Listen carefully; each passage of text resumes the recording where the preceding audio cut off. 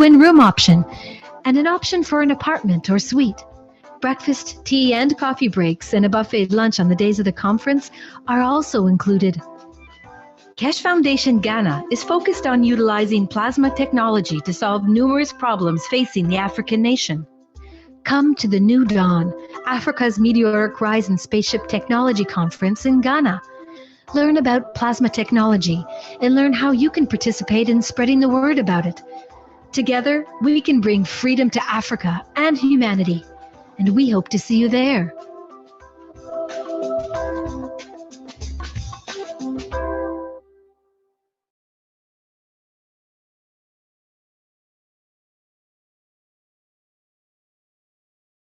The Keshe Foundation is extending an invitation to medical doctors of any practice and specialty to apply to the Foundation's private weekly medical teaching workshop. This includes medical doctors, dentists, veterinarians, as well as registered alternative healthcare practitioners. Scientists of the Keshe Foundation developed different types of plasma therapies and cures that utilize advanced non-invasive plasma technology.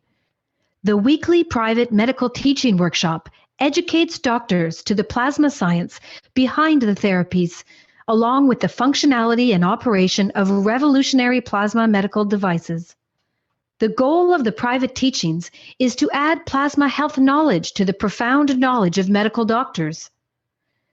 The weekly class is broadcast live over the internet through a secure private channel every Wednesday from 2 to 5 p.m.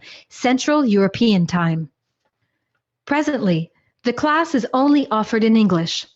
However, you are free to bring a translator to the class.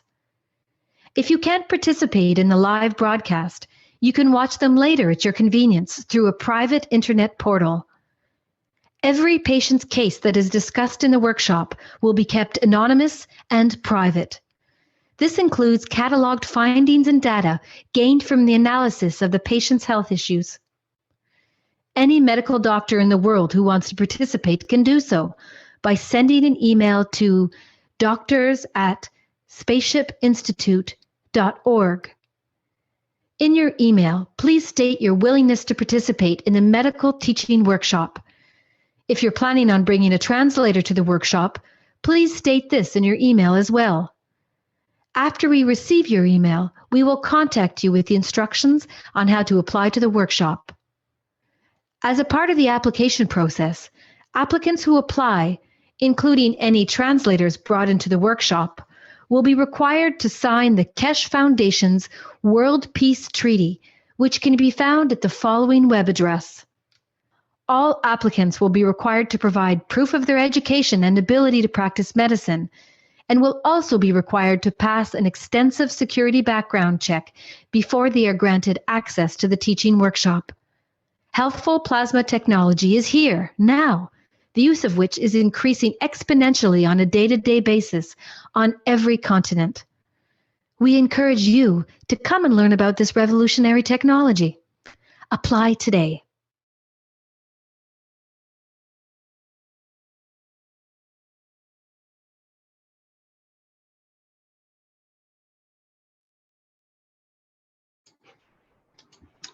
Welcome everyone to the 141st Knowledge Seekers Workshop of the Keshe Foundation Spaceship Institute. It's Thursday, October 13th, 2016. And as always, we're here with Mr. Keshe of the Keshe Foundation Spaceship Institute. And he'll deliver today's latest news in the world of plasma. And we hope to hear from Carrie Ellis and Whitney Fisher on their workshop tour, their US and Canada workshop tour, as well as the usual repertoire of many things that we see on this show. Okay, I think we're ready to begin. Mr. Keshe, are you available there? Yes, good morning, good day to you. As usual, wherever and whenever you listen to these Knowledge Seekers broadcasts. Welcome to nearly 3 years of teaching, where we've been teaching flawlessly for nearly just about 3 years. And it brings into light there is a lot of information still to be shared and a lot of us to learn a lot and teach each other about. One of the main points today is we've been teaching relentlessly going forward, trying to cover every aspect.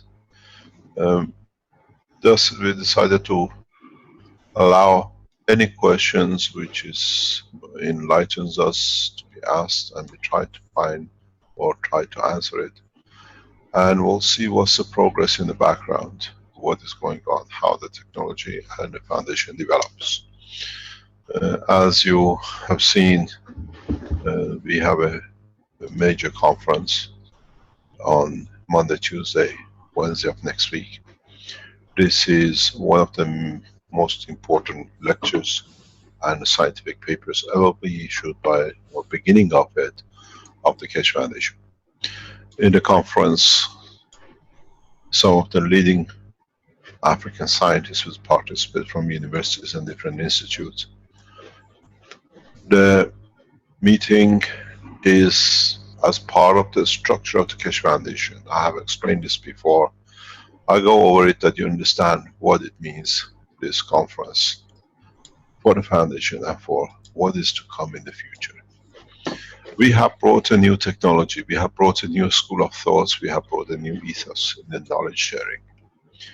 And this does not go in the grain or with the grain of a lot of people who especially have degrees, especially have a lot of work they've done in the background in their life, and now something new has come, which more or less puts a lot of things they've done out of line of thinking for them.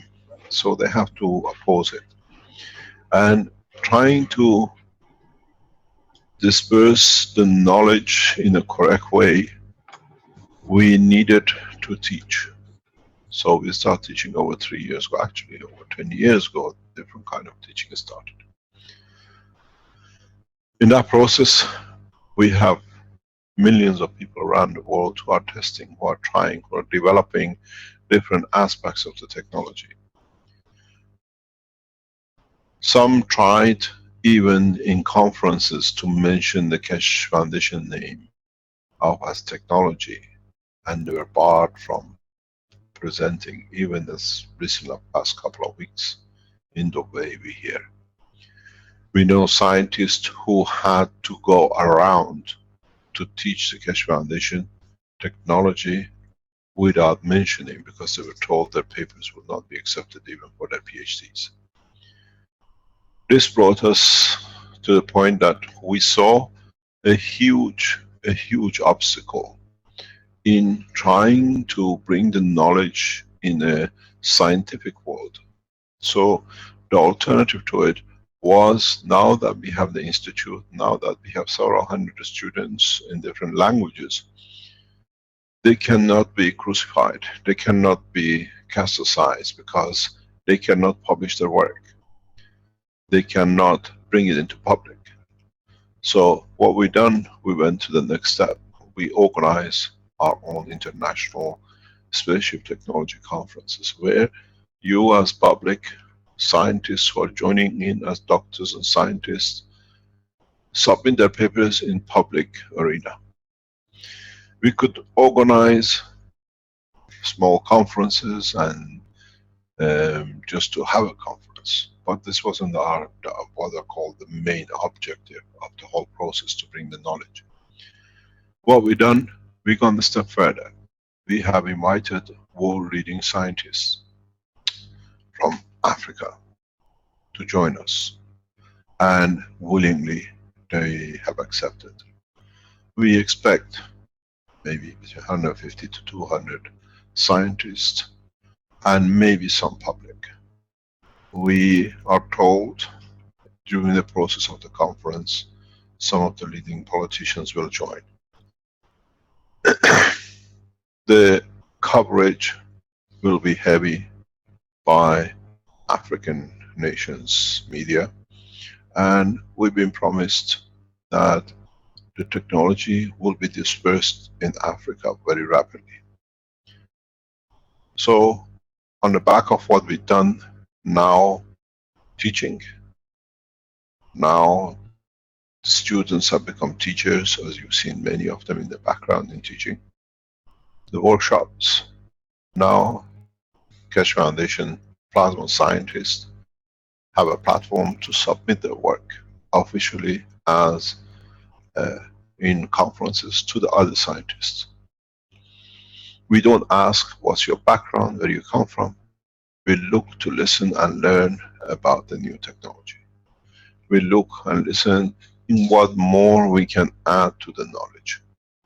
So the next step for us was the establishment of the conferences, international conferences, at least twice a year, and to carry this through over next year, 2 years, 3 years, and publish the papers. This is how we release the knowledge, especially to the scientific world. When they ask, is there any publication? Yes, there is a conference. There is a conference, papers have been published. So we create the credibility according to their standard. But in fact, most of you have seen and heard this before in different part of the teaching and development. So this is a natural progress from teaching to conferences to share more between the scientists. And at the same time, the next step is what comes of these teachings, what these conferences leads to research, development, and other things.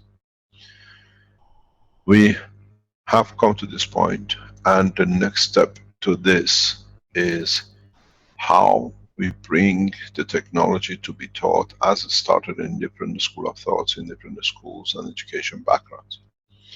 So this conference is the first of many to come in people submitting their understanding and the way what they have discovered.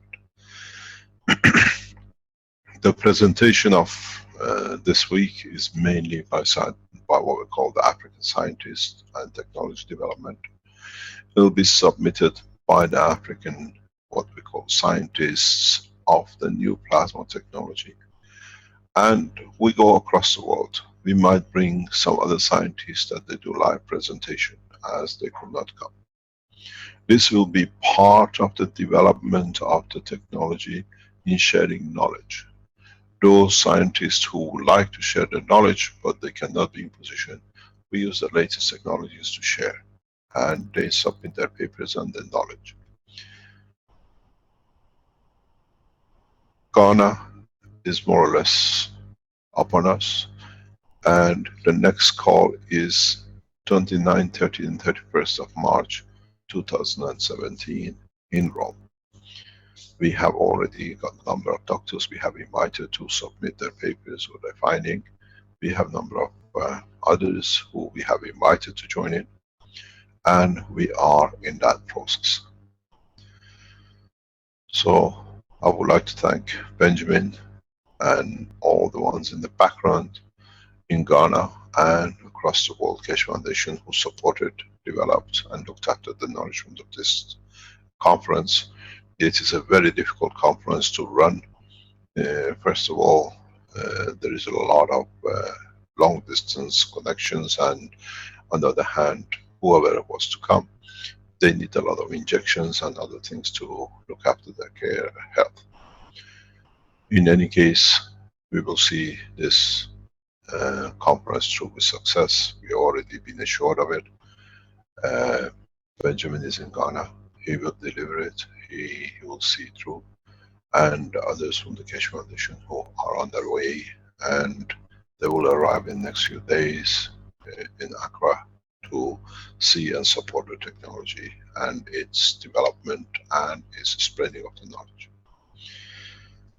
There's another point which I have to explain and declare, that in the next couple of weeks we will announce the members of the Keshe Foundation World Council.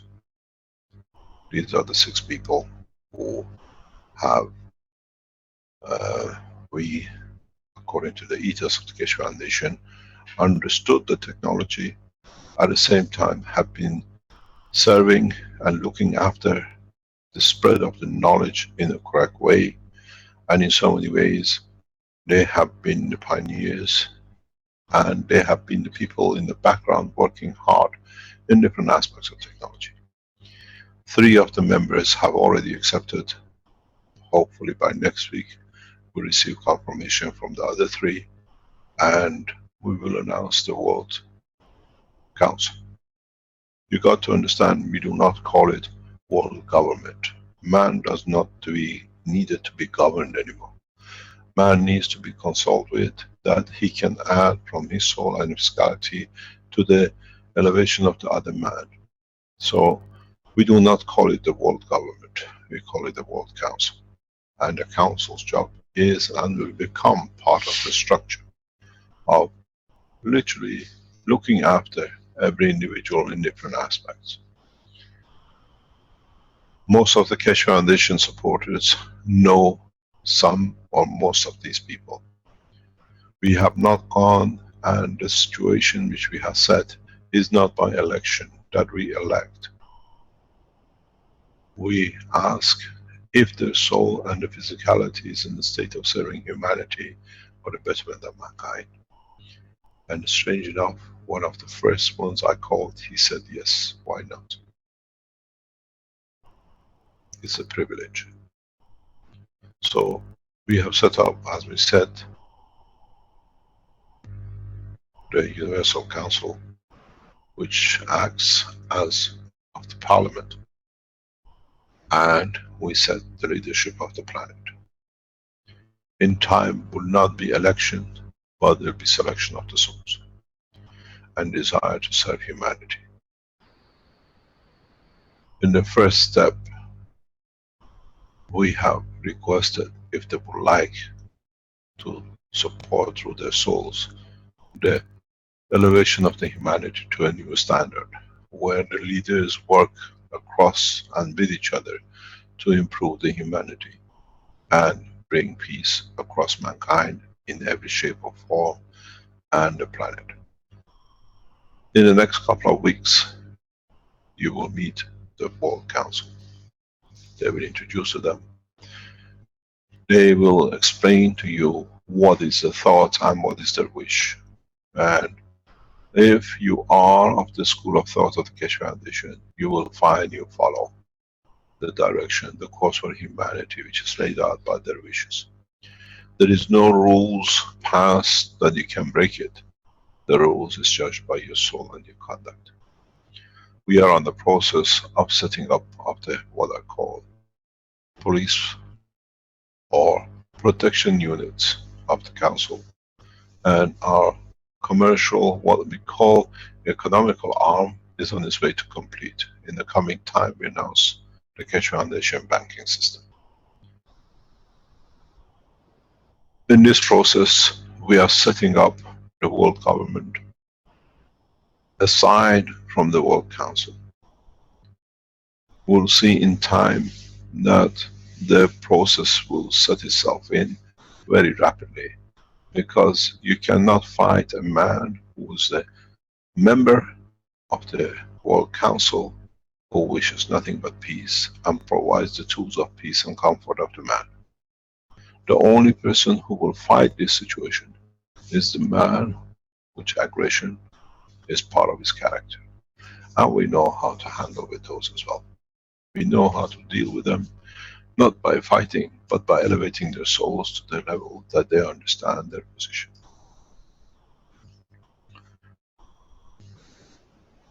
In the coming time, we'll expand on this.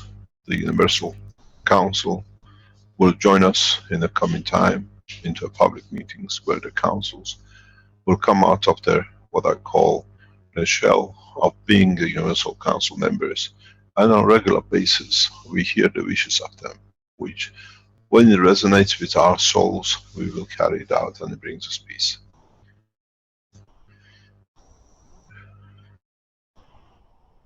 Rick, you wanted to share some knowledge with us, but among other people. Could you please let us know what you have to share this week, and then we try to add knowledge to it whenever it's appropriate. Okay. Would you want to start off with the workshop tour? Yes, they've done a very good job in North America and Canada. Okay, let's see if we can get Carrie on here. Carrie, are you available? Let me unmute you there. Hey, Rick. Hi, Carrie. We have, I'm going to get in the other room because we have two computers on here. We've got me in one room and Whitney and Heather in another room. And we all have slides from the workshop if you want us, or I mean from the tour if you want us to show you a few. And just to Yes, say, absolutely. yeah, just to say, first of all, Whitney and I both are so privileged and honored to be part of what is going on with this plasma energy movement with the Keshe Foundation. I mean, all I can say is it's just a privilege to be doing this and to be out sharing it. And we recognize the value of what's going on the planet hugely. So, let's see. You put that picture up. I can just get. I thought I just put that up because that was from the Vancouver workshop. And yeah. That's on our left. That's Whitney, and on the right is Carrie, and that's Allie in the middle. So that was a good picture. That's awesome. So you can do screen share then and show us directly. Okay. Should I hit start video, or will you do that? Do you have to start your video, or are you going to show pictures from your? I'm going to screen share. Thank you. I forgot about that. Okay. Please And make sure you share your open your screen fully before you share, please. yes. Yeah, just share your pictures rather than the whole screen top. Right. Desktop. Okay, so I'll probably have to stop my sharing in order for you to share. So, okay, it's coming through here. How's that? Yes, you're seeing a beautiful poster there. This is your new poster format. Is that true? Yeah, that was kind of just a slide that we used at the beginning of the tour, and Whitney and I joined up. Whitney, excuse me, Whitney really co-founded something called Many Hands for Peace, and it's about people coming together as community to learn how to use plasma technology and to build devices together, because together we have many skills. And that was the amazing thing that we saw as we traveled when we brought people together, how just incredible each person's talent was, down to people even bringing cookies. We had that, and that was fun.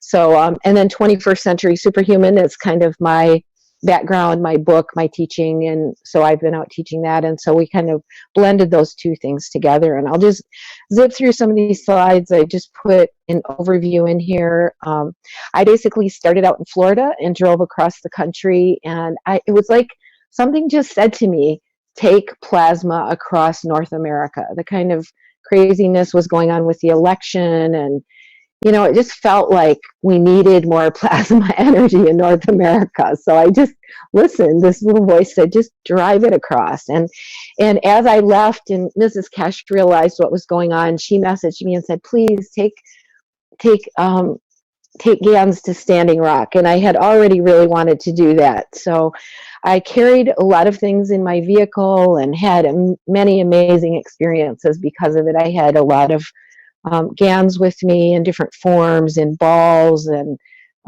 bottles and jars. And I actually did a show on I do these 21st Century Superhuman shows, which are easily available on YouTube and my website, 21stcenturysuperhuman.com.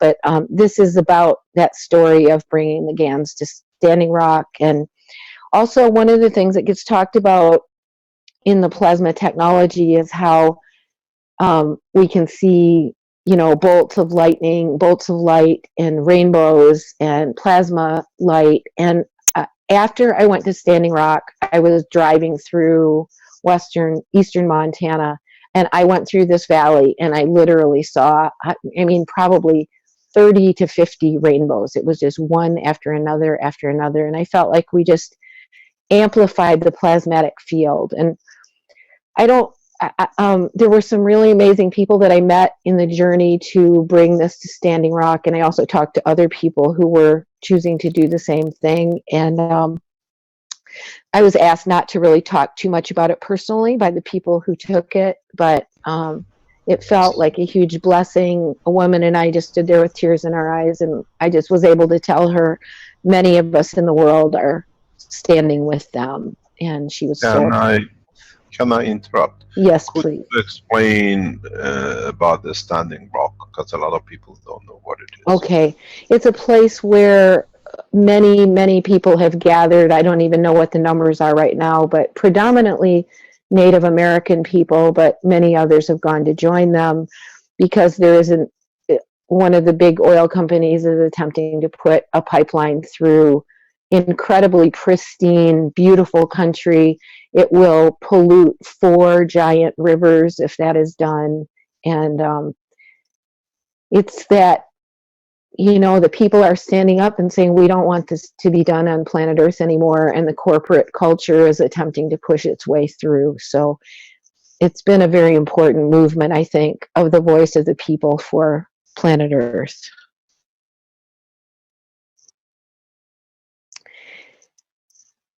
And it was really a privilege to bring that there. And I also brought some nano-coated copper in a special infinity loop that I gave her, and a Triskelion in a medallion. So she explained to her how to take it back and do prayers with the water. I gave her some health pads also, and explained a number of things. So anyway, it was really a blessing to take that there. And this is some of the GANs I was carrying with me on the trip across country.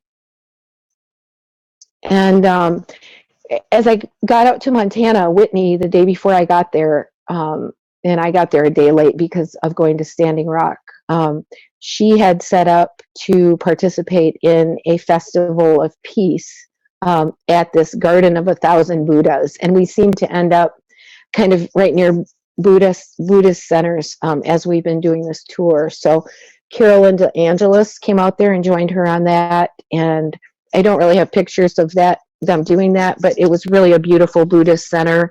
And a number of people came that day. They sat with people and made health pens and health pads and had a really fantastic time. This particular center, a man had envisioned it as a child in Tibet and became a lama, ended up in prison for 8 years, and then came and found this piece of land. And all these little Buddhist statues, people donated $1,000 each and made these statues, hand-packed them on the property. And he was able to buy the property because of that. This was the property he had in his vision as a child. So it was really a special place. This is the next day. I ended up driving all night to get to where Whitney was in Montana, and we got up the next day and we had a group waiting for us in Coeur d'Alene, Idaho. So we drove 3 or 4 hours Sunday morning to go over there, and really wonderful group and a beautiful.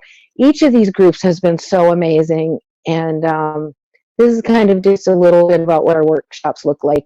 I usually start out with a slideshow and kind of give an overview of the technology and what it can do, and people love it and are quite fascinated by it. And then we kind of have a sequence we do throughout the day. So we go through teaching how to make GANs and how to nano coat, how to make health pads. We have people with a supplies list, and they bring their supplies to the workshop, and this guy actually wheeled his into the house in a wheelbarrow. He was a really practical person and had a great attitude. We just had so much fun with all these people. There's Whitney. I call her the whiz kid. She's really great at the science end of things, and she's teaching how to make coils here. And everybody gets involved. Everybody participates. And each workshop is different. None of them are the same.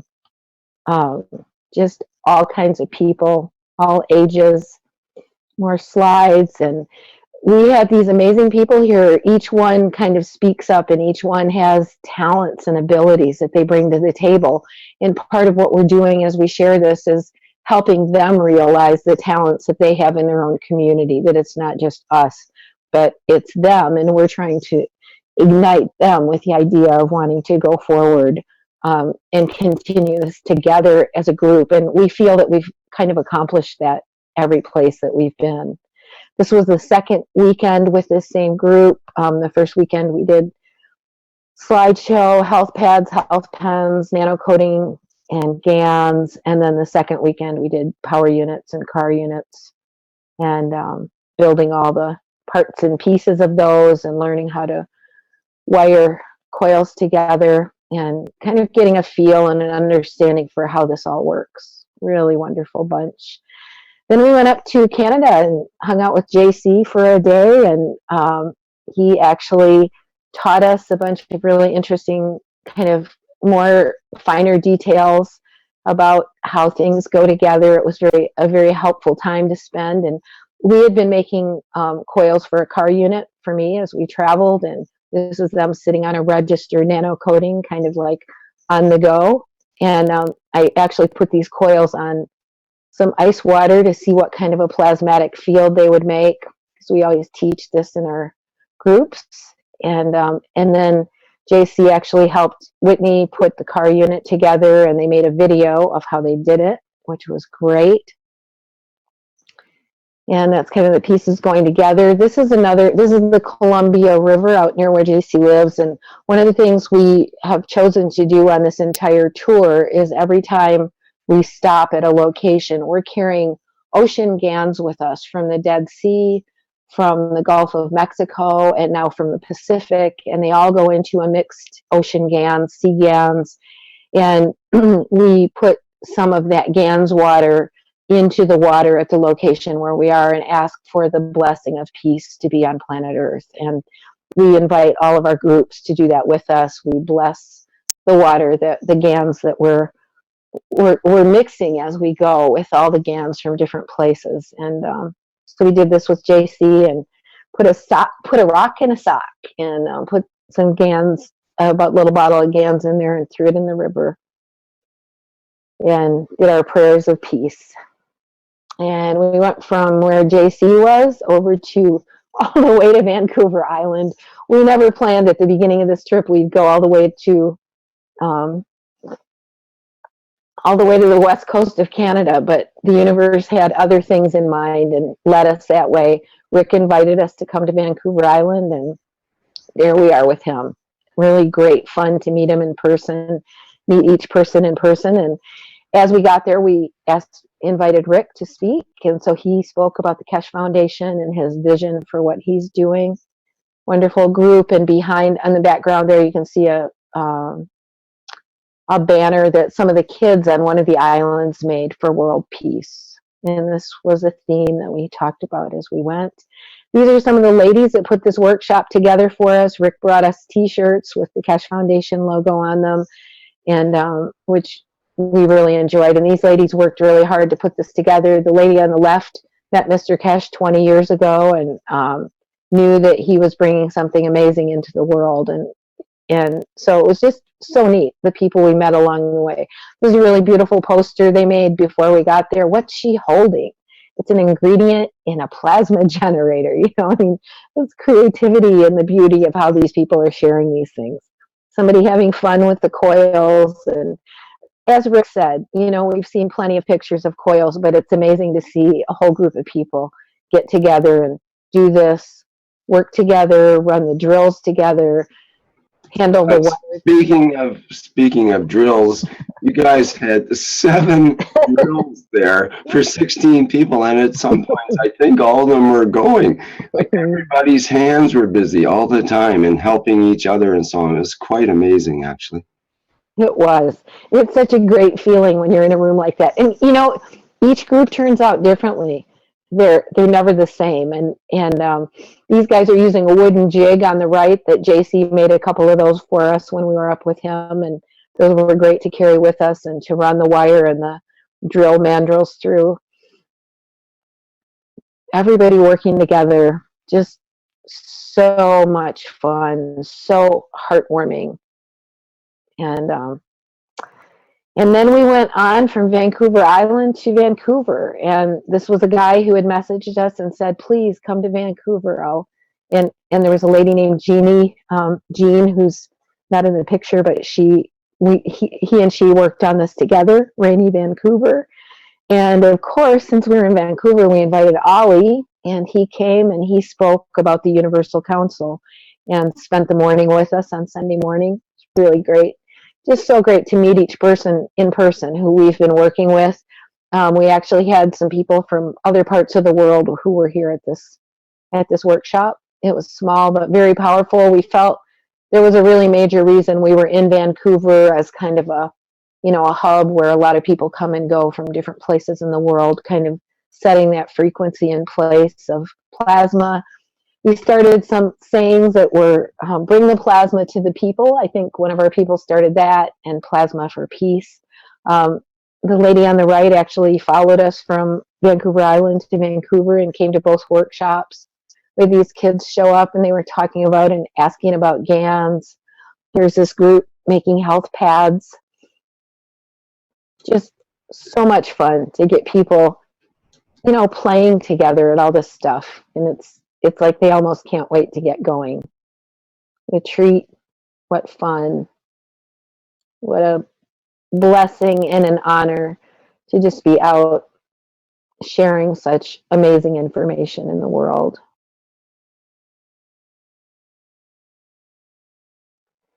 And actually, the lady who was our host in Vancouver took this picture out her balcony off of her apartment, this dove of peace. And as I said before, we carried mixed sea GANs water every place we went and added new GANs to it at each location. And every group stood and said and held the field for peace on the planet. And we've arrived at where Heather Bryant is. That's her in the background, and me and Whitney and two of Heather's helpers who opened up the way for us to speak at the Triad Theater here last night. And I think Whitney and Heather are sitting on a computer in the other room. They'd love to jump on with just a few more slides from here that Heather's got, if you want to do that, Rick. And yeah, that'd be fine. Heather is now a panelist, I believe, so she can show directly if that's possible there. Great. Thank you so much for the privilege to share, and we just feel honored to be part of this work again. Well, thanks a lot for all the hard work that you've done, and a lot of driving time too, from Florida to basically diagonally across North America to Vancouver Island, which is the farthest west point you can get on North America without going to Hawaii. Right.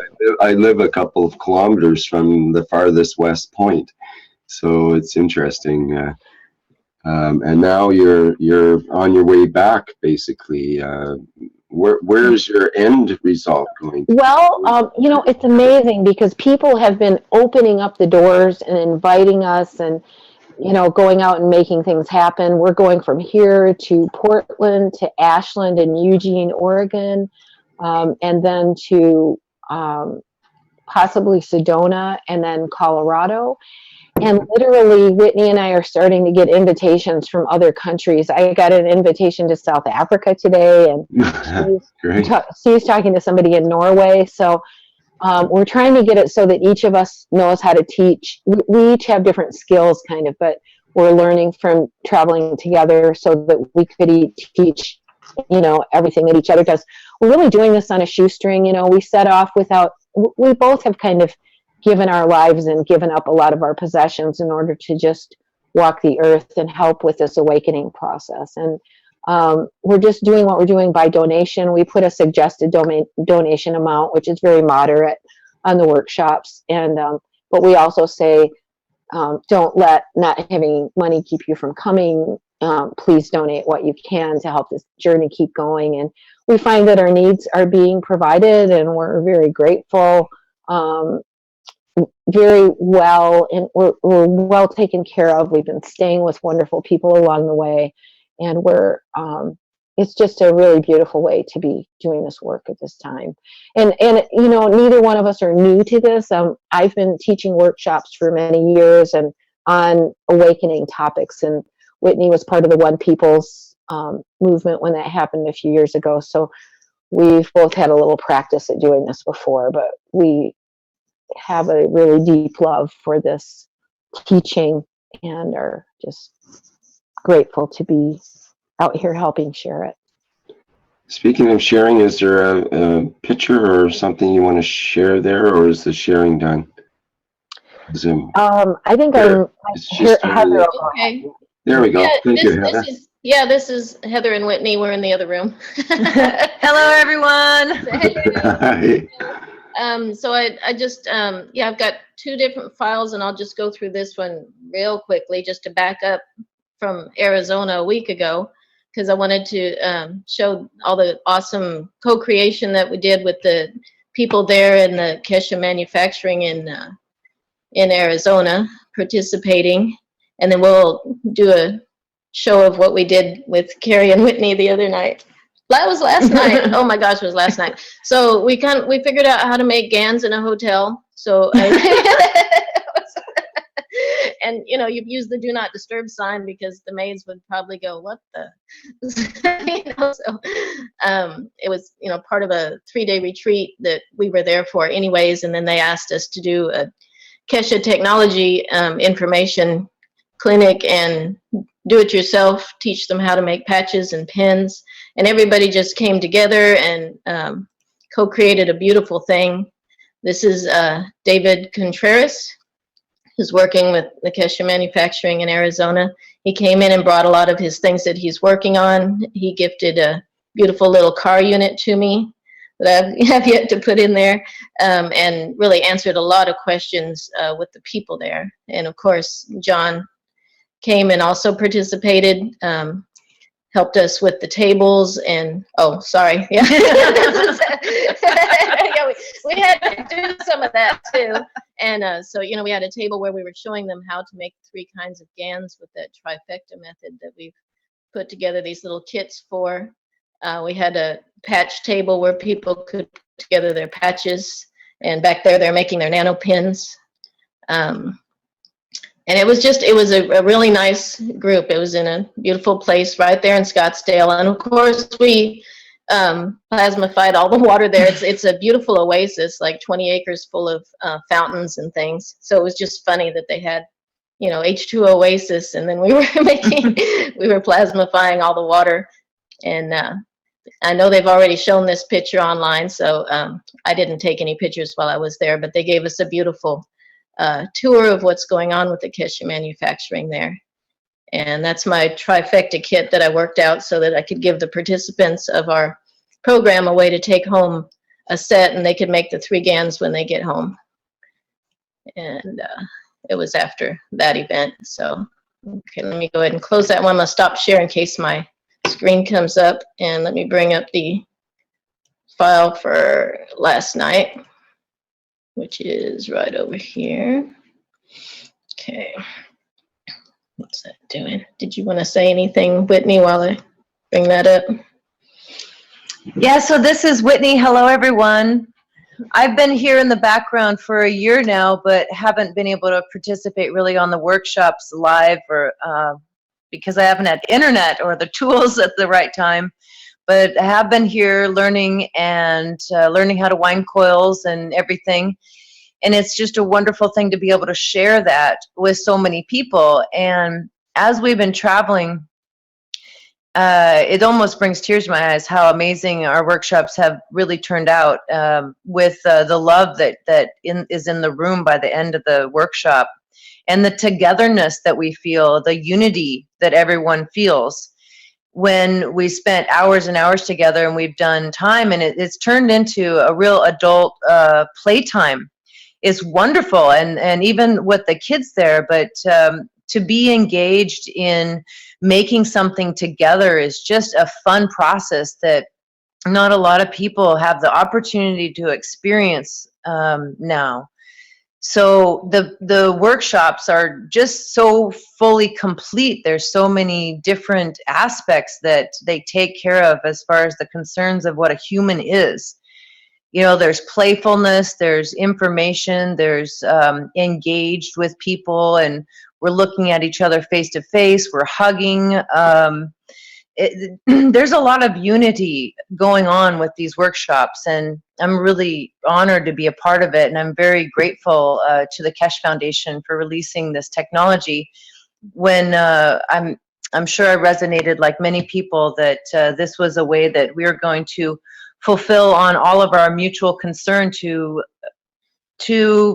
bring our Earth into balance, so that we can continue forward as a species. So my role is as a connector of people, and also in long-term development of our Earth and where we go with it. So I'm anyway. So we're going to show pictures from from last night, and. Yeah, and I just wanted to say that the way that these two presented the information at this workshop is this workshop last night was so beautiful, and how they represented the ethos of this this organization and what's being taught, how the tie-in was with world peace, and the consciousness piece of, you know, bringing in expanded awareness as we play with these different types of toys for the next dimensional experiences that we're having. Wow, it was very beautiful. So this is the one that we're getting ready to do in the next Sunday and Monday. So I wanted to do that before I get off in the rest of the file. So since they're here for about a week, we just, you know, chose to do a couple of different things. And by doing this one at the Triad Theater here locally, it, you know, helped us to get a lot of information out. They have a real good advertising base, and they do a good job of putting together a program. So. And so together, just last April, Heather and I and Carrie and a handful of women, Lisa McDonald and Yasmin Tobin, we all kind of came together. We'll talk to Dr. Rodrigo in a minute. Shush, Rodrigo. Okay. We came together and started this Goddesses of GANS group that I'm sure you've seen the name pop up here and there. And then together we created the Many Hands for Peace concept and idea. And it is really an idea to provide a format that can be easily duplicated in any town across the world, and to give people the information we just felt so urgently needed to go out to them in a format that would be easy to download. And we're really discovering it as we do the workshops. So we're seeing that there's a format to the workshops that's just shaking out from all of it, and different tables to do different things. And Carrie really worked hard on this flow. She is a really amazing presenter, and she has delivered some of the most I've come to tears on some of the speeches that she's made. So we've been really working as a team.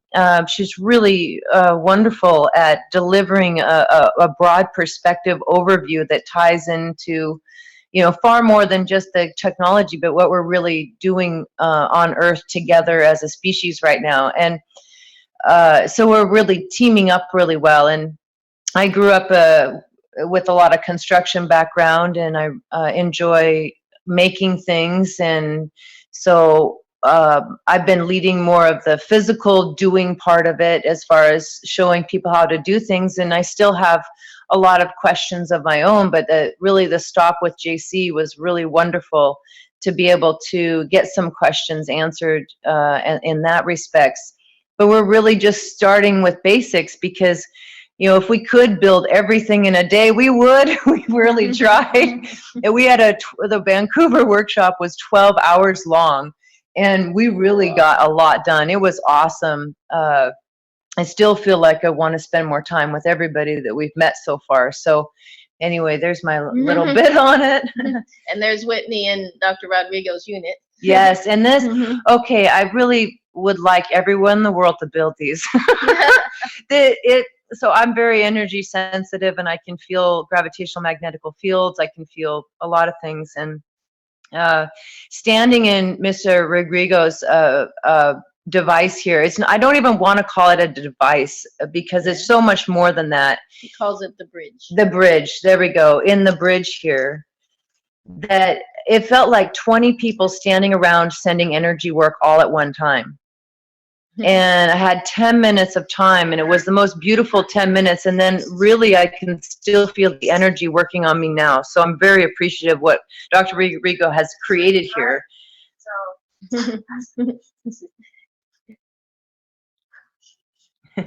Yeah, and he gives instructions. We actually have a video that he allowed us to take of the instructions he gives people as they go into the unit, which is just beautiful. We can do that if they would like us to at some point. And I was going to say, one beautiful thing about this presentation is Rodrigo has, gosh, he has really done a beautiful job educating this community. The caliber of the people that were there and the types of questions they were answering. People were bringing up things that they've already made. You know, one of the young ladies was showing us this cute little health pad thing that she made so that she could lay down on it and have one set on each side. This fellow brought up a little DC converter, something he was using for creating the GANs. People were showing us their pens and gifting things to the girls, you know, as they bring in an apple to the teacher. Yeah, there's the GANs down at the front that we did that Carrie did her little water ceremony with, and at the end we added our intentions for world peace into those containers with Carrie's direction, and then at the end we just kind of created that awareness that this GANs is connected to all the GANs on the planet, all the GANs that we are, and expanding that potential for world peace and love across the planet. So that was in a theater also, and it is recorded, and we'll be releasing that as a 21st Century Superhuman show. An amazing concept to have it in this small theater. It was beautiful with the people in there. And I just wanted to also mention that that GANs in there is actually a whole combination of ocean water GANSes from Florida, where Carrie started from, all the way up to Vancouver, and a couple other people had brought their GANSes as well. And so it really is an all-inclusive collective GANs. And then what we've been doing at the workshops is allowing everyone to take home some of this GANs. So this it's grown. You know, everywhere we go, there's more added, and it's a compilation of all of our love. You know, carrying our love forward.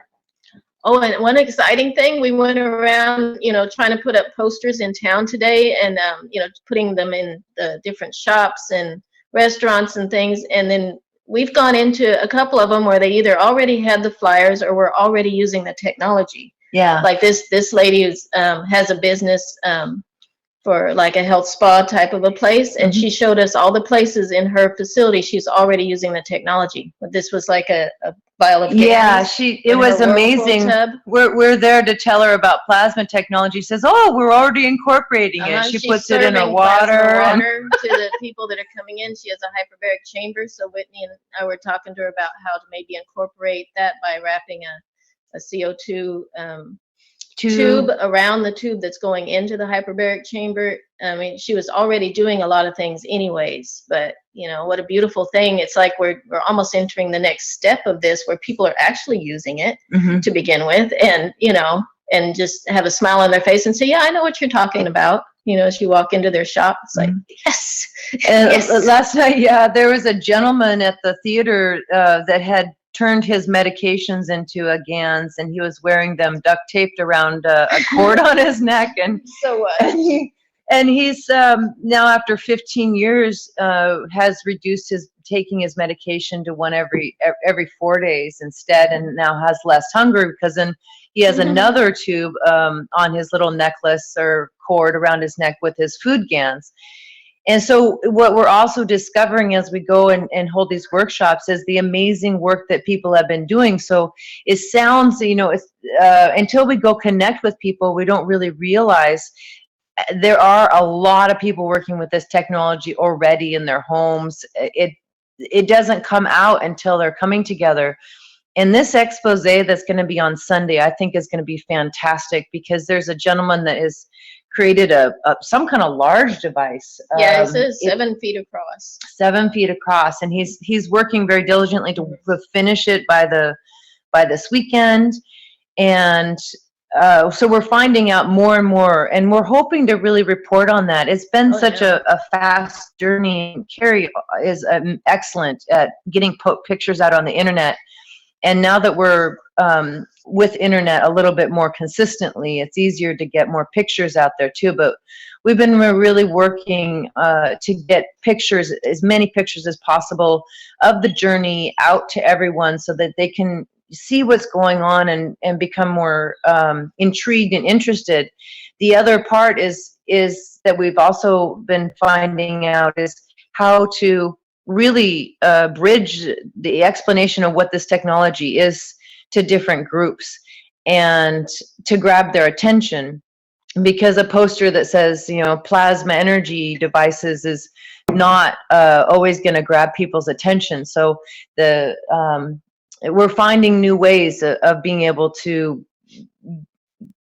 intrigue people with why they would want to come to one of these meetings. And anyway, so. Mm-hmm. And one thing we kind of discovered in the last few days, that there was a possible place to, get the information out, was the different schools. And we've had a couple of people go into the high schools and ask the science teachers to give information to the students and give them a discount, basically, on the admissions. And then there's a couple of local schools that are very, let's say, really open-minded groups, and we give a discount, for their staff and their students to come in, and have the students come in for free with the adults, and stuff like that, just to spark that younger crowd, because they're the ones, to me, that are going to resonate even more with this and understand it with a lot less explanation than us older people do. They won't need as much remapping as we have. So Yeah. There we go. So exciting.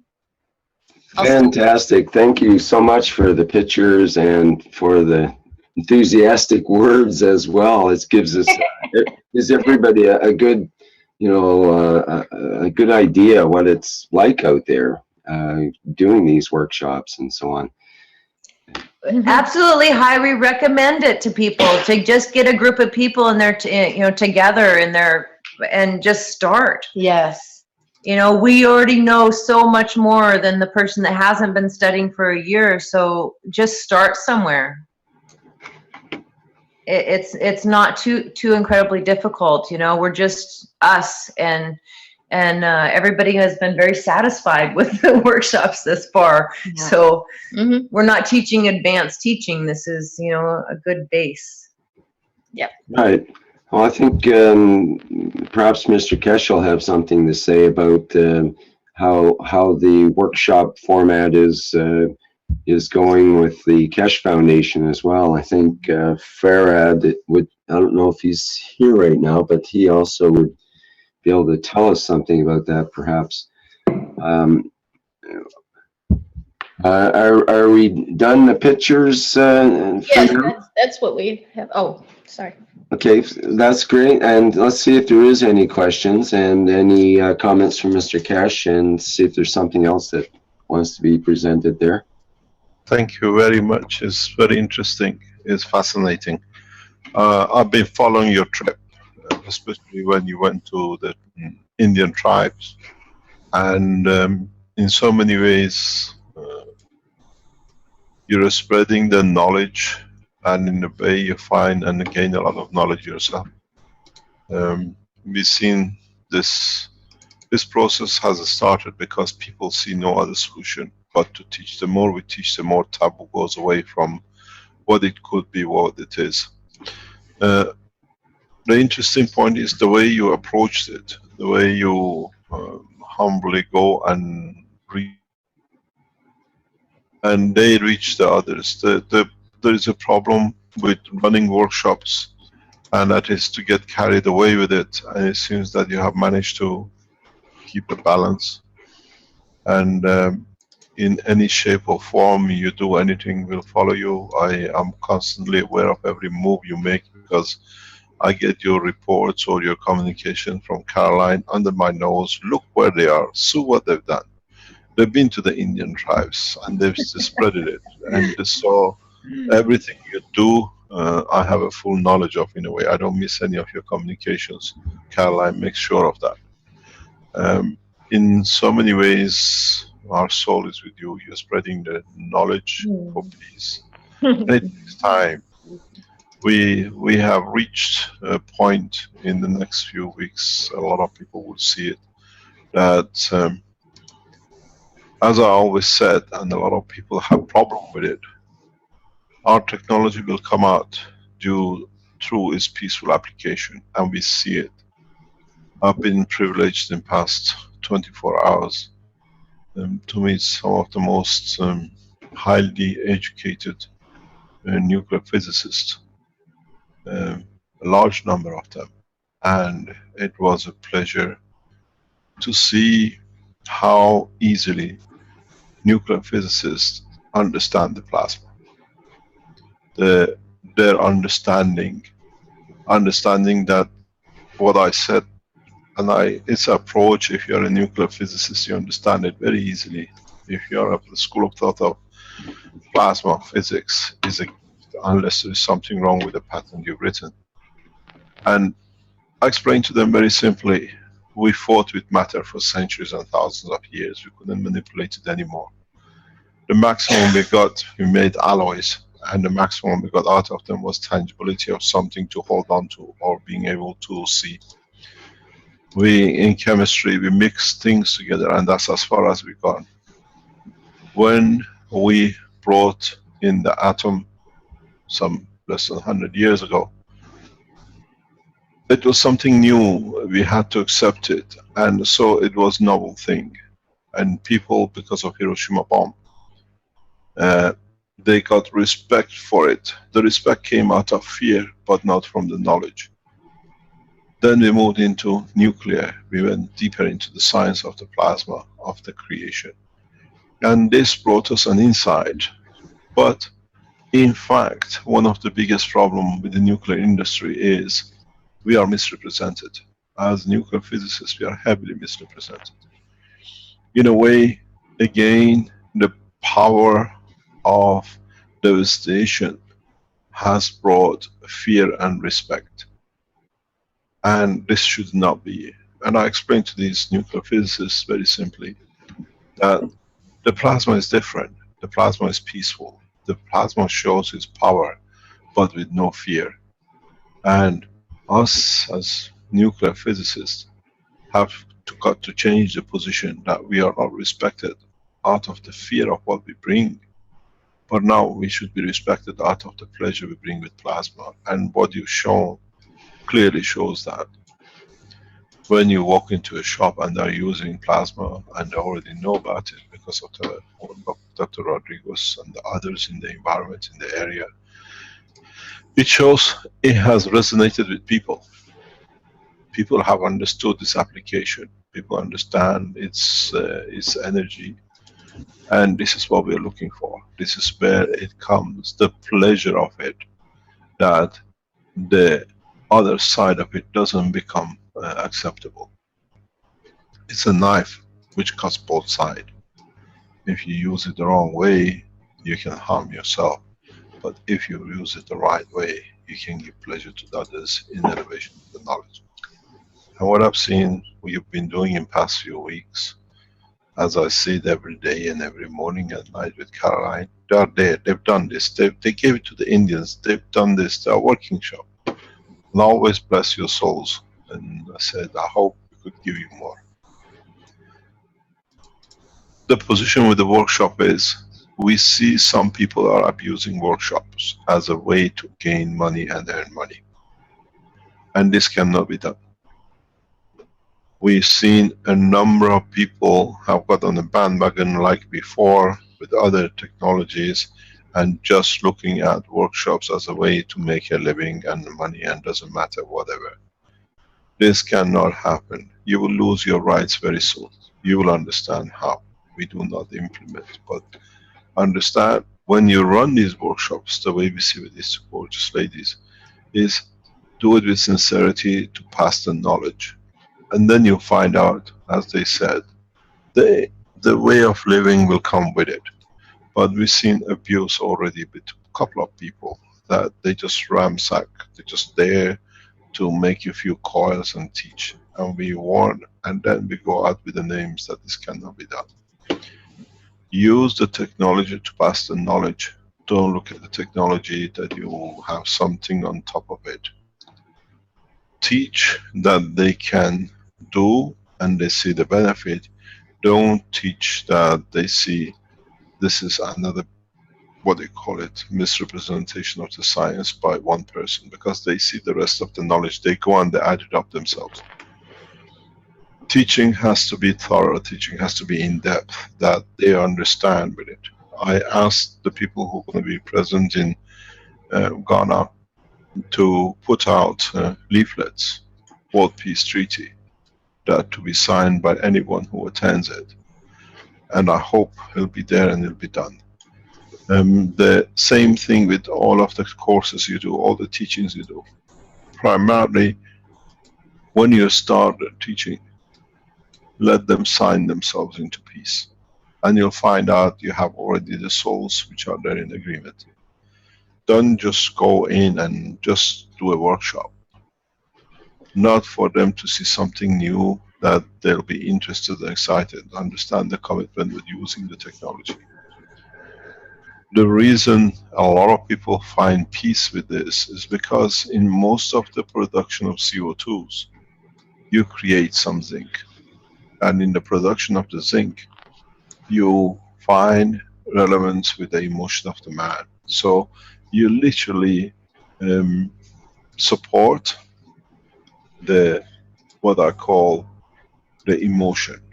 And with that support, they feel better and they become, physicality becomes irrelevant. That's why you see a lot of joy in these classes, a lot of joy in the workshops.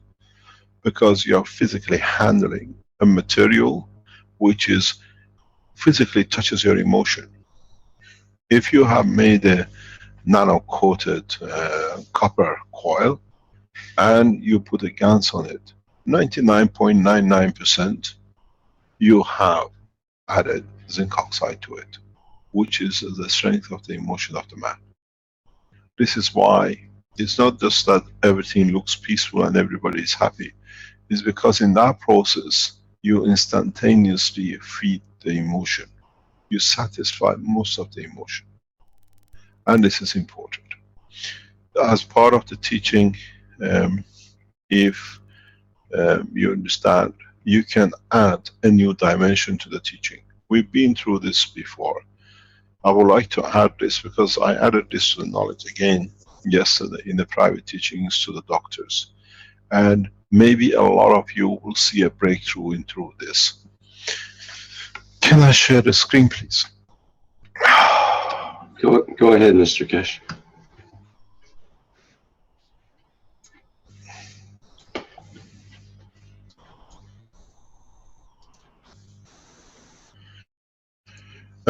What you see, you got to understand, is that the emotion of the man goes through the blood of the man. The man's blood is the carrier of this emotion to different cells. Our blood is not there just to feed your brain with the energy which it needs for operation of the understanding of the environment, or of feel what you call the strength of the other entities or beings or environment in respect to understanding of your physicality, what we call emotion. Every cell of the body of the man has a link with its emotion. That's why if you touch a nail, you feel it. If somebody touches you with a nail, you feel it. You allow somebody with a pin to take a whatever splinter out of your skin and you have no problem. But you react to if somebody else with a pin comes when you don't have a splinter. So the body of the man in the touch has emotion, acceptance of the emotion of the physicality. It's the same pin, but in two different ways. So our cells, every cell of the man has and carries emotion, and it's fed through the blood cells. It's fed through our blood circulation. So now that a lot of you understood that the zinc was connected with your emotion, and you try to feed the emotion through the use of zinc oxide GANs. But there is a key to it. There is a point to it. You are releasing this zinc oxide in the hope, and in majority of the time, to be absorbed by the body. But up to now, none of you have linked it to your blood, to the circulation of the blood, which brings it directly, which brings it in line to be matched. It's very much like what we talk about processing a cancer. We put a patch on the point of cancer to elevate the strength at the point we want most of the energy to be going to. So if you're dealing with the zinc up to now, and you've been using the zinc oxide to be used, it comes to the next step. This is an evolution, as I said, in the teaching of the plasma as we enter the space technology, medicine and health. You release the energy of the zinc, which is at the strength of the emotion of the man, and partially you hope it'll be accepted, it'll be there to be delivered by the emotion of the what I call the brain of the man. But you can make it more precise. You can target the blood, which brings and delivers directly the emotion balance into the brain of the man, into the every cell of the man, using the circulation of the blood itself. Don't forget, doves with doves is the policy and the way we work with plasma. You have to find the matching that you can load the matching. So it becomes essential now to go into the next step of the development of the understanding of the circulation of the emotion within the cell of the body of the man, as much as the brain of the man, the controlling system. Go back to the teaching, even as back as 2 years ago, where we taught in the Sansano. You make a CO2 box. In your CO2 box, you produce CO2 GANs in a very easy way by using two different plates, one zinc and one nano-coated copper. When you produce any, literally any oxide GANs, you always have noticed certain amount of what I call amino acid on the top. I highlight this one in green that you can see. The amino acid sits in patches on top of the water. Go to the understanding of the science of the creation.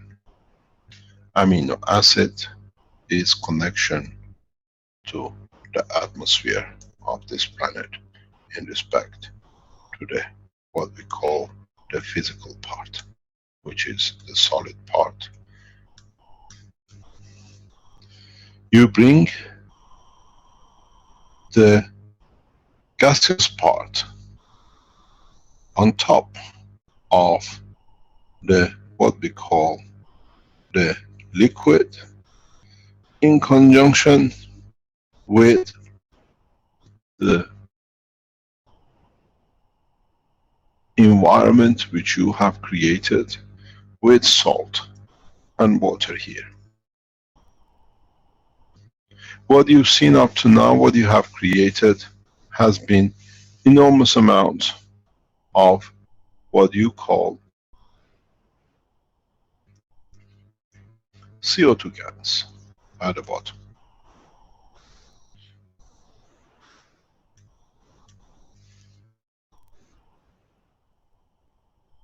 Maybe I better change this, because I know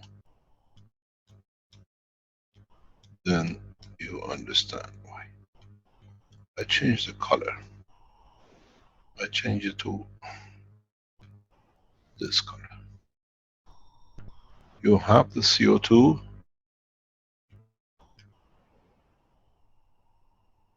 I am short on colors.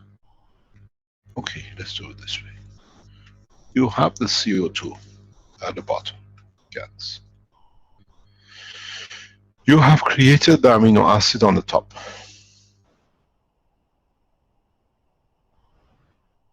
You have created the environment of the ocean with the salt water. You have brought the gaseous part in touch with the liquid part, but now you need to give it the essence of life. We know when you have the amino acid, if you add it with iron, you create hemoglobin, which is the blood of the man. It's a backbone of the creation circulation, where the difference between one and the other is so huge that leads to creation of circulation of magnetic field. Because now iron has to feed all to bring them all to balance. Don't forget, this is totality is 43.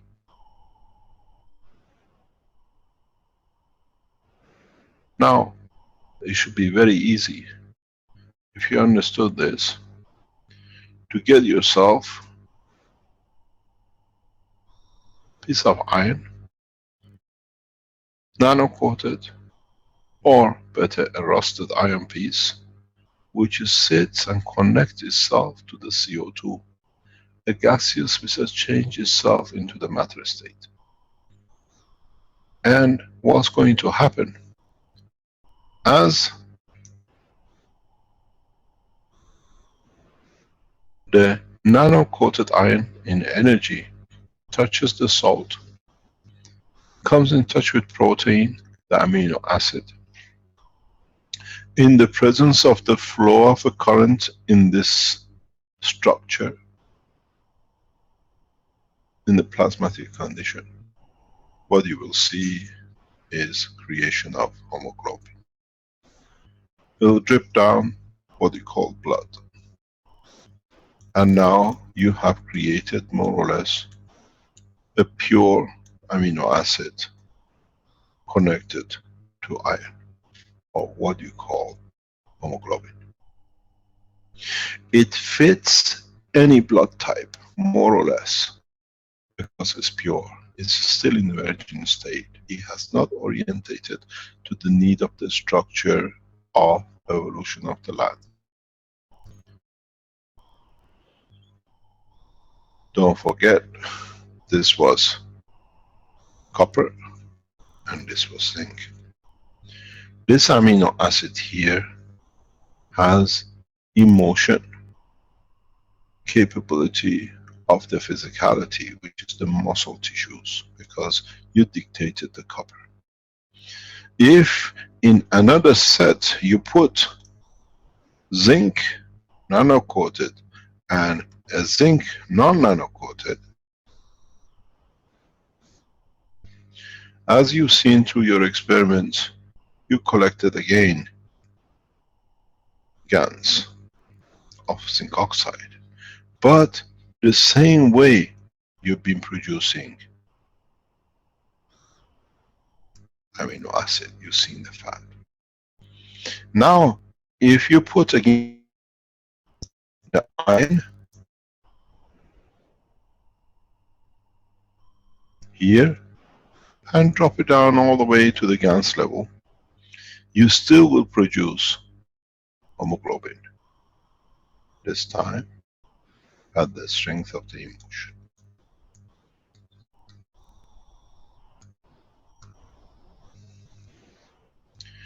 Now, if you can extract this, you can produce half a liter of hemoglobin in a good system a day. You run it, it becomes absolutely red, sits right at the bottom. Go through the process, extract it, wash it thoroughly. Do the same with this. Get a mixture of the two. 50-50 usually is good. And now you have a hemoglobin which carries the emotion of the physicality, plus a hemoglobin which carries the totality of the emotion of the man. This is a new tool in the arsenal of the science of plasma. Now you can interact with any emotion directly. Add this to the whole structure. Add this. I'm trying to save. Can you take a picture frame of this and add it on later on that I need it, please?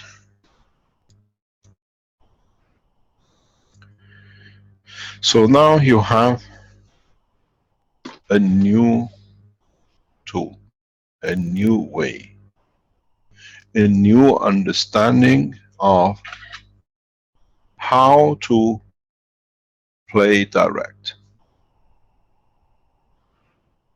None of you have ever gone into this evolution.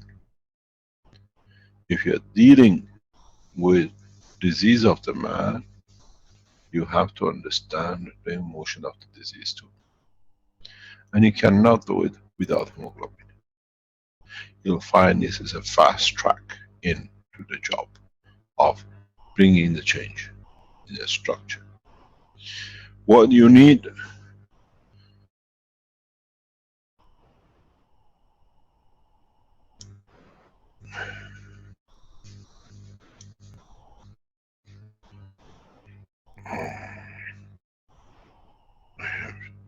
desktop.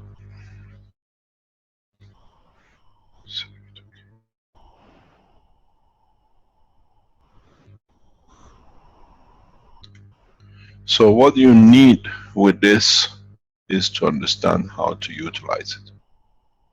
How to be able to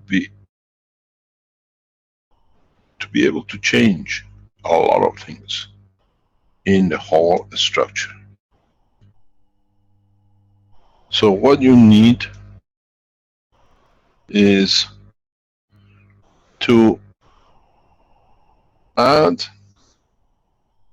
the zinc oxide of what I call hemoglobin with zinc oxide of hemoglobin, just to do with the emotion,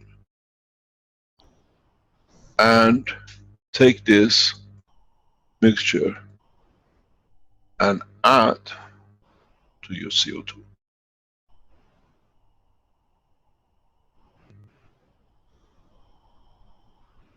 You can add this to the zinc oxide. You can add this to CH3. Then you connect it directly with what I call horizontal people. If you use in the same process magnesium instead of zinc, the amino acid with what is produced at the bottom will create the vertical people emotional line to the physicality. You can do the same magnesium and zinc. You can do in different dimensions, different application of it. That this amino acid with chlorophyll, which is produced at the bottom, is as a strength that can touch the emotion of the man. Game changes with plasma technology.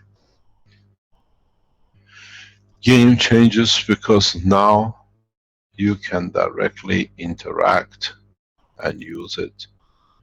And in the teaching with the doctors, I explained I wanted to teach this sometimes in the future, but the development is so fast that we need to interact.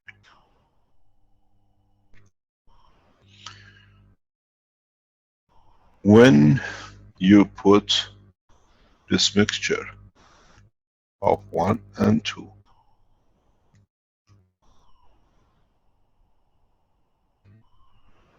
in a package that can come into interaction, in touch, or in the vicinity of what I call the artery, you will find you transfer the energy directly into the blood of the man.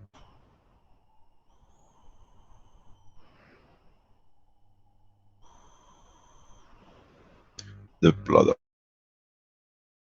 and in turn it will change the soul of the man.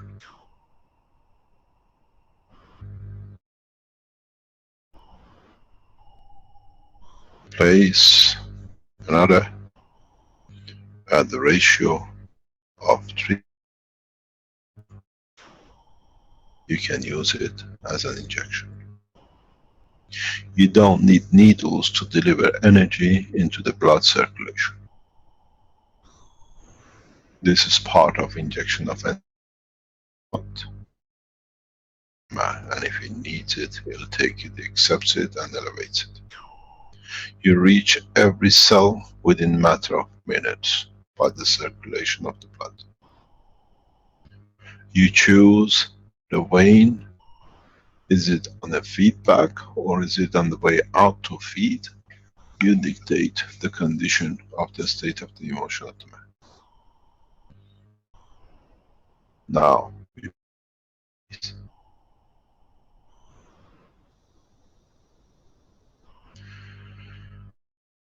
the game of peace played because the zinc in hemoglobin being in balance will bring a balance to the body of the man as all the cells go back to the neutral state, what they needed, by receiving energy without killing, that stops the man to kill, to hunt. Because it receives what it needs through magnetic field, gravitational field of a natural product which does not kill another thing, but it takes what is available to it, and because it's at the same strength of itself, it balances very quickly. Add to this mixture fair amount of CH3 gans. You feed the man with all the energy he needs, irrespective of vitamin A, irrespective of potassium, irrespective of calcium or anything. But you have to understand the mastery of the game to be able to do it. I touched on this a couple of years ago. Go back to the teaching, the medical teaching, which has been recorded with when we went to different operation of the physicality of the man, and you'll find them in there. So now, If you understand this, if you apply it the correct way, if you take the protein of the hemoglobin of the man from the essence of his creation, which you feed the physicality of the amino acid through the matter state of the emotion, which use the zinc pure protein. Now you'll understand. Game changes totally.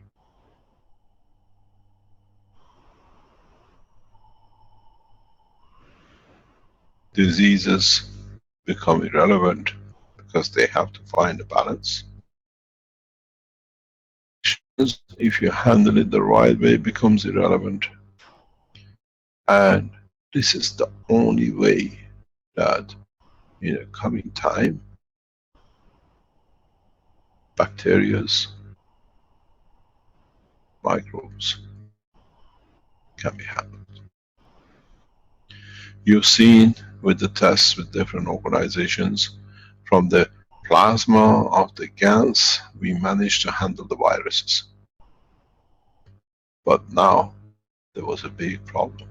What are we doing with microbes, with bacteria, which are amino acid based?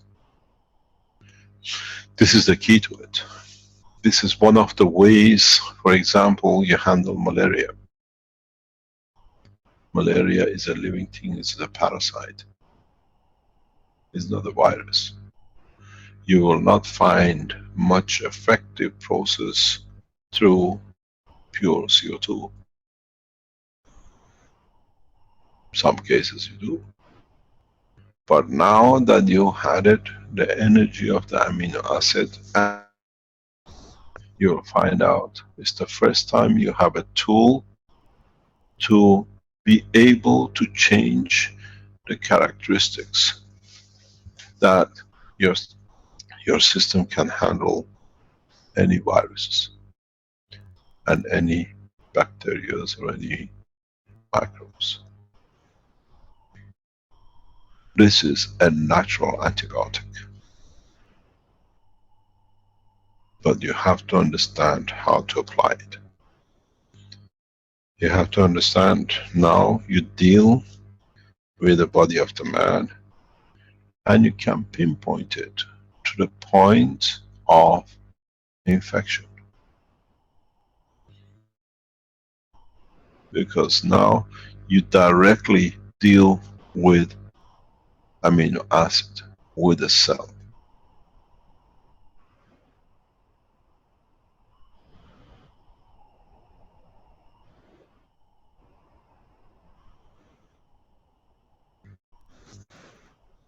This is very important. For those of you who understand what has been taught now, you will understand that the game has changed.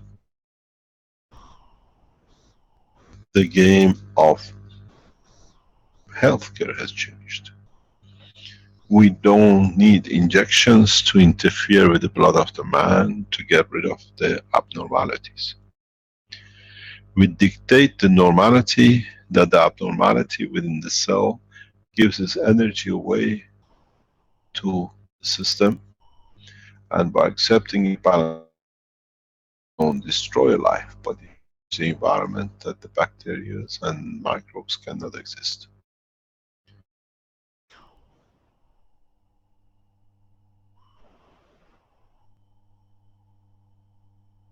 This is the way in a coming time doctors will apply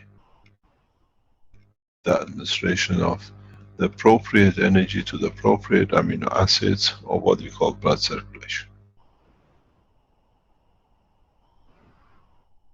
This is a game changer in every aspect, in respect to emotion, healthcare, and feed of the man. Now, you directly connect this to the lymph of the man, where the food of the man is given.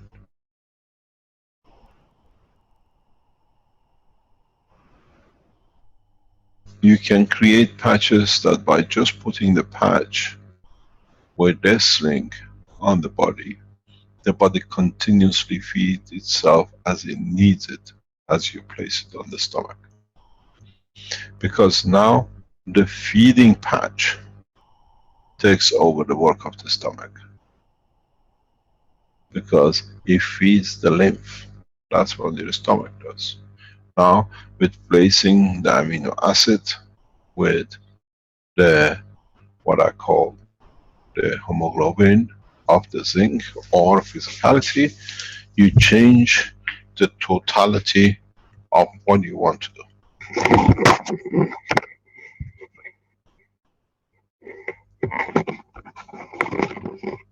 This is part of the teaching, now that we mature in understanding of the plasma, need to come into.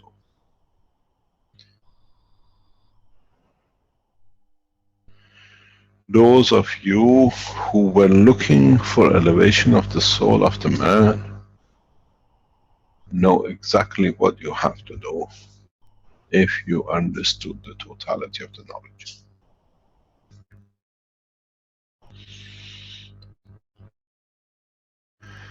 If you understood the process of the interaction, and then you understood the process of the elevation of the emotion to become part of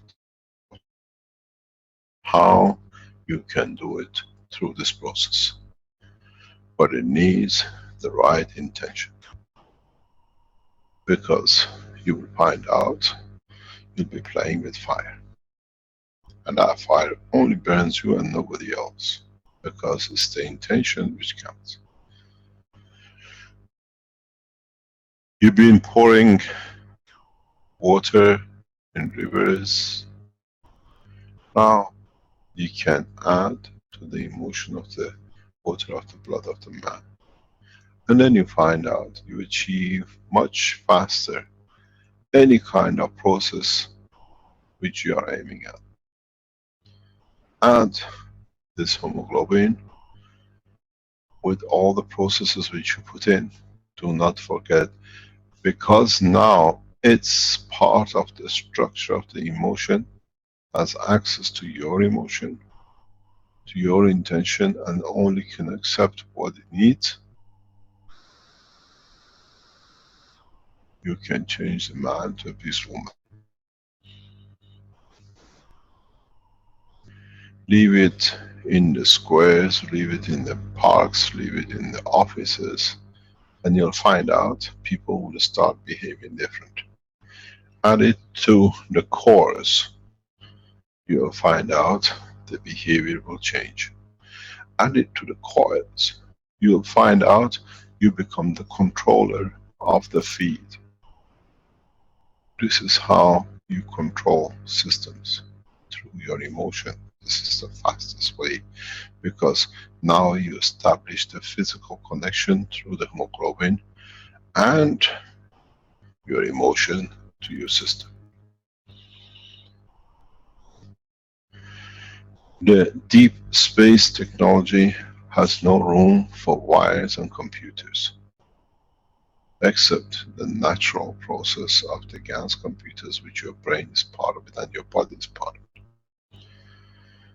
And according to what you can process from the energy, dictates the maturity and understanding more of the creation. You cannot use this to elevate your soul, but you can use this to strengthen your soul. It's two different things. But you have to understand, by being able to produce hemoglobin, which is connected to the physicality and the emotion, by mixture of the two types of hemoglobin, you can add other hemoglobins, even like a CH3, which is in fact already connected to the hemoglobin itself, because you use iron oxide, zinc oxide layers. These structures are very, very easy to produce and can be devastatingly effective in changing the animalness of the man to the man, a peaceful man. Production of hemoglobin at its purest form, connected to the zinc because it already is in the GANS state, only produces hemoglobins which are at the state, the strength of the physicality of the man and no others. Even though there are other zincs and GANS zincs fields are available in the same container. Which means the connection to humanity and the blood of the man or the animals, once you make the GANS water of these hemoglobins, is very direct. It's amazingly direct. And will be so effective that those who start using it appropriately will change every person they touch.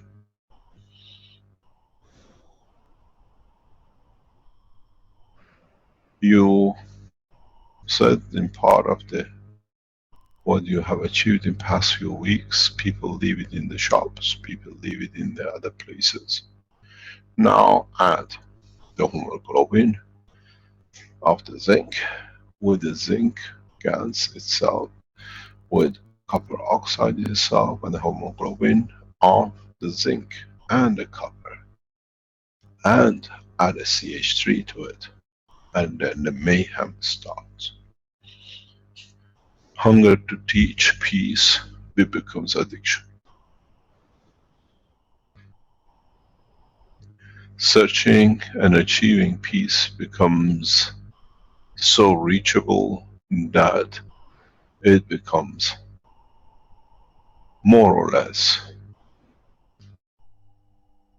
part of the life. Because you understand the other people's behavior, the understanding, and then you understand exactly what it comes. In so many ways, if you understand, this is what the Christ said. This is my blood.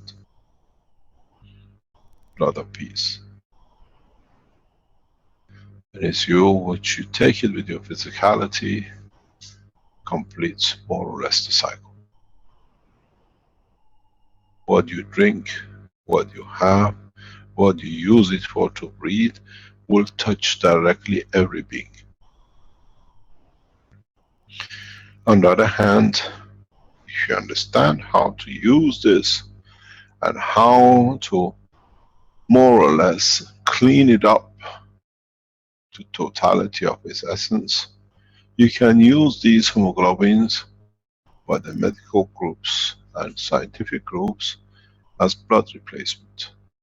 And they once enter the body of the man as a blood, will take the shape and the strength of the others, which means they convert to themselves to what you call blood type A, B, or whatever.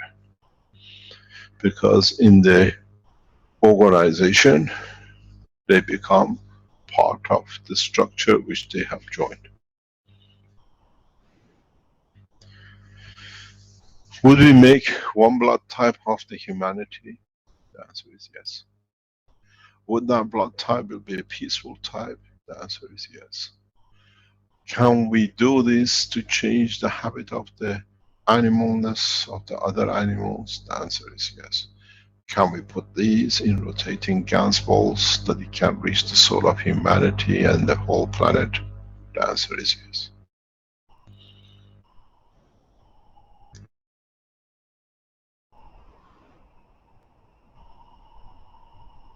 Can we mix the protein of the verticals and the horizontals, that one feeds the other and it brings stability to both the planets and the plants and its living creatures? The answer is yes. Would we eat? Do not think so. Because when you create such a balance in the human body, the body will take from environment what it needs and will not touch the physicality. Is this a shortcut to hunger? Is the fast cut to depriving man from eating?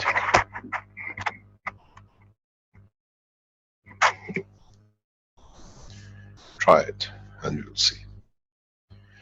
I'm sure a lot of you will come back with a lot of stories. Those of you who don't achieve, understand, now you work on the line of the soul. You might say, I want to be peaceful, I am this and that, but it doesn't work on me, or it doesn't work. The answer is, look at your soul, and what is the soul knows of your intention. This is a game changer, and this brings you to the level that if you understand, you do the same thing in the space of the environment you go into, and if you understood the process, you do not need to eat another entity, because the satisfaction of the energy from the environmental fields will satisfy the hunger or a need for evolution. You'll find out the hunger will not exist, because the field itself will receive what we call it. You will see those of you who endeavor to go further and, for example, do what you call the aura of the man, you will see the aura becomes very balanced. These different colors will disappear. It becomes unified, which means it gives imbalance slowly what it doesn't need, and it receives what it needs.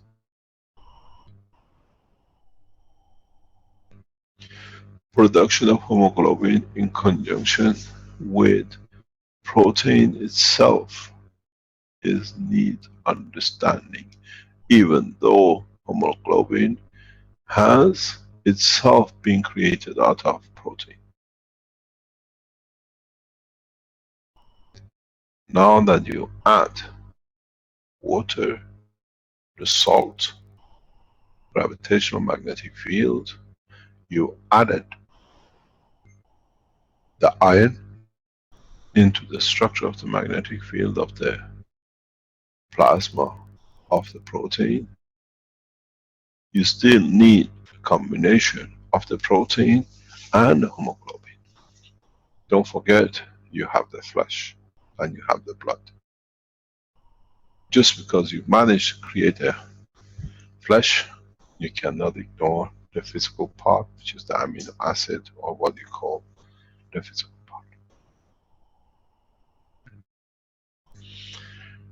This is one of the keys to the process of creating the right strength material for repair of organs in the body of the man.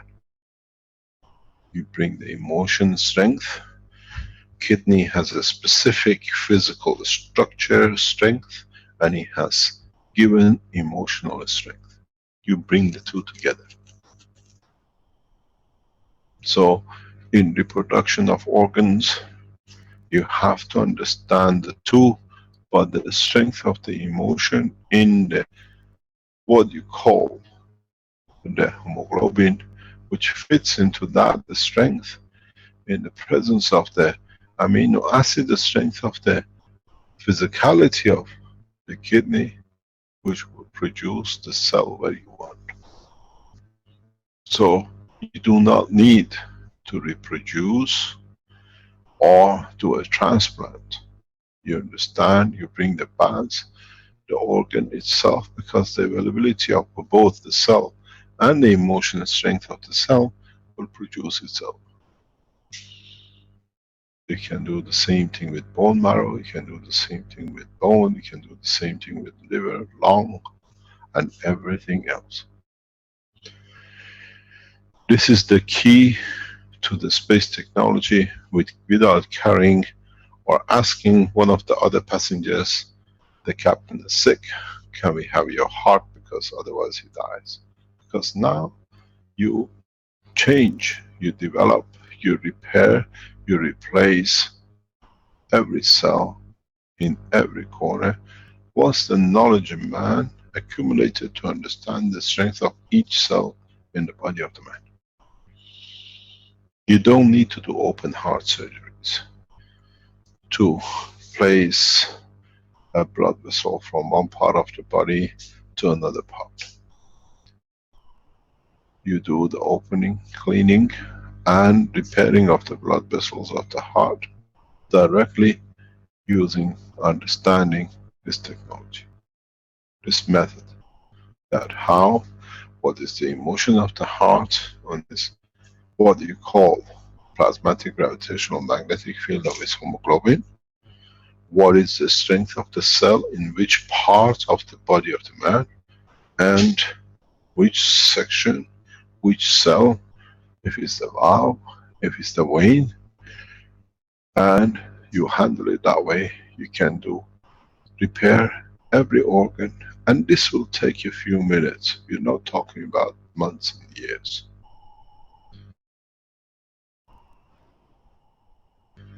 If you understood the replacement of the tail of a reptile when it cuts and it grows back, and you understood the process of the nanotechnology and the GANs, and now with the hemoglobin and with the presence of the amino acid of the calcium and its blood level strength hemoglobin, you can grow your finger within minutes. Exactly what the reptiles. I was explaining this to a couple of scientists yesterday. I explained to you again for those of you who have tried, and it's how does it work? If you make a nano-coated material and coat it with the hemoglobin and the amino acid of the components of the muscle, the blood, and the calcium, if there is a bone in that section, you will be able to create the condition field available for the bone and the muscle tissues with the information which comes from the brain to replace it very fast.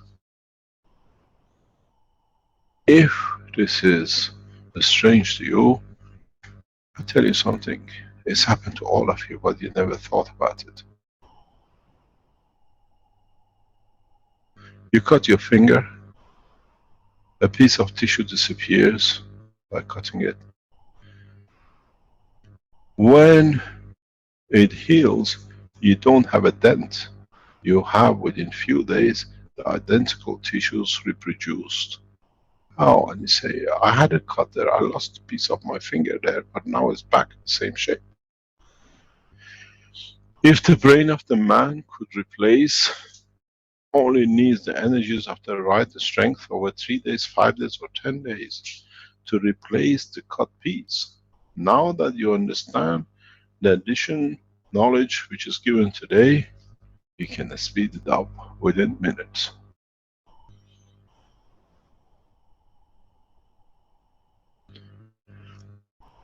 Now you understand how no man should be walking because of a mine on the land. Legless, armless, with amputation.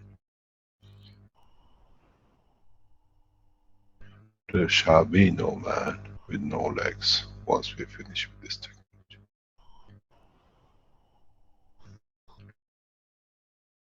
The only people who will not exist in a short time is the people who have no heart. And you will understand very soon how and why. So, if you understood the process of replacement, if you understood by creating the condition that everything is available, you understand the man now has the knowledge to do what has been his dream. to regrow parts of the body. Exactly as I said, with the tail of reptiles. What does a reptile do? When you cut, when it loses, or its tail gets chopped off, due to the structure of its brain and the symmetry of the shape, go back to the Chinese cooking. Go back to what we taught you about wok. Go back to when I said to you that man has been a nano maker all his life, but he never knew. What does the Chinese man do? The Chinese man, what he does, he puts a steel pan on a fire, heats it up. And he heats up so high that it creates a nano coating. You do it with a fire coating on your coils. You do the same thing as the Chinaman. So does the reptile. At the point where the tail is cut, due to the high energy, it releases such a heat that immediately it seals its last layer to a nanomaterial. It receives the energy. Now, the tail to the brain, information comes, and that information carries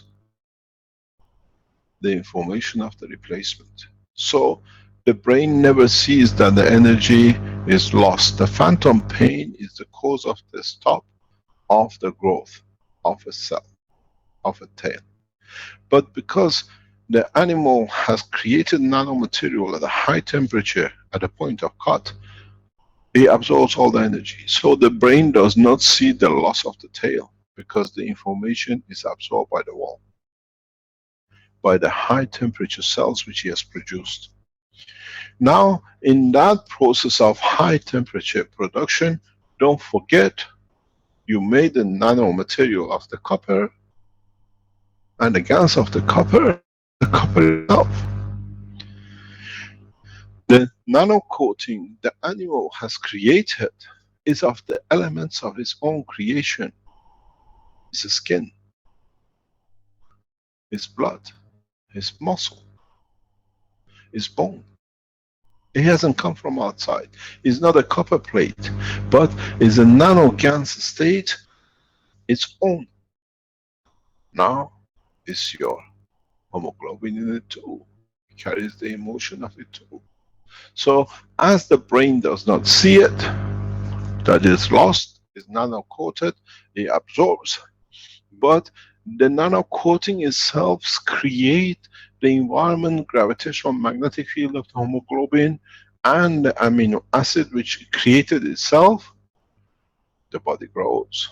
As the information comes, it replaces it very rapidly, because if the energy absorbed rapid, it means it has to come more.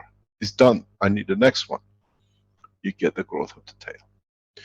The tip of the tail does not grow that you see the animal, a gap and a tail in the back. A little piece following it. It comes from point of the gut growing out. This is how I grew the toe. Those of you who tried to use a nano plate and you couldn't see anything because you haven't put the other half of the ingredient. And at that time we could not teach because you were not ready to understand it. Now in the space technology, in the space you lose a leg, very easy. You have the tools, everything is available. We cannot create the high temperature to create the nanomaterial. That's why whenever we get a cut, we have a problem with the skin production. We have a cut, we have a problem with curvature and the point of production. Because the nano coating, the nanomaterial, the GaNs of the amino acid of the bone is missing. So you add it there, it's available. You produce in no time. You have a burn, first degree, second degree, third degree, whatever. If you understood the process, within hours there'll be no burn. And because you have created the exact process as the body of the man, there'll be no scars. Nobody will ever see you having a burn, a scar. You do the same thing with the cut. Nobody can say, oh, you lost your leg because there's a mark here. Because it's done by the body, it becomes homogeneous. In space, you will never lose anything because you know, lost, I can repair it. Man had this knowledge. In the brain of the man, the knowledge of replacement exists because that's how we reproduce. But the replacement in mass, because of the huge amount of energy we use to create that nanomaterial, has gone. So we stack it up. But with this process, you can help it rapidly. You can adjust it, that it fixed. So anything above, which is bacteria or infection, you call it, will not be able to survive because it has dictated the border. Anything above, the energy is absorbed. You've seen the work with the virus, how effectively this works with viruses. Now, if you understand it, it'll take you time to be able to make systems. But as I always said, once we teach, it'll be followed and then will be implemented. And the doctors will use it very rapidly. People who lose their legs, people who go in the first or second or third degree burn, people who are in a horrendous accident, you'll find out, you take them to a doctor immediately, they have the facilities, the legs and the arm will be built. Because now we know the secrets of creation and replacement. All the information is in the brain of the man, is in your DNA. If you manage to replace a cut skin or a burned skin, it means the information is always there. It's you who got to know how to tap into it. Now we know how to tap into it, because what is missing is the strength of the emotion, which you create through the blood or hemoglobin of the zinc and hemoglobin of the copper, which gives the physicality and emotion. And then you need some energy to do the job, which is you can use the hemoglobin of CH3. Because you have a carbon connection into it, then it links up with the line of the neural system of the man, exchange of the energy, and directly the repair will take place. Any questions?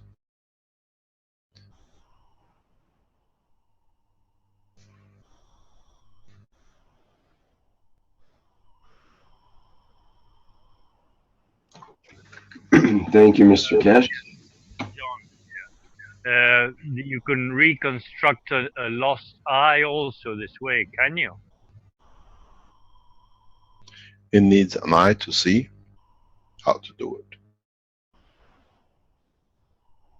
Eye is a complicated system, but you still can do. Don't forget, the structure of the eye is a very strange structure. Very, very strange structure. Is spherical, is two next to each other, which means they balance each other out. That's why you have two eyes, which means the field balance with the two main centers of the physicality of the brain in respect to the side are connected. Is 4 of them. And it means when you want to replace an eye or change an eye, it means the emotion has to be counted fully, because eye is assigned to the emotion of the man. But man uses for physicality to see. So, do you want to see the harshness of the planet or whatever? And if you don't, you'll find out it will not work.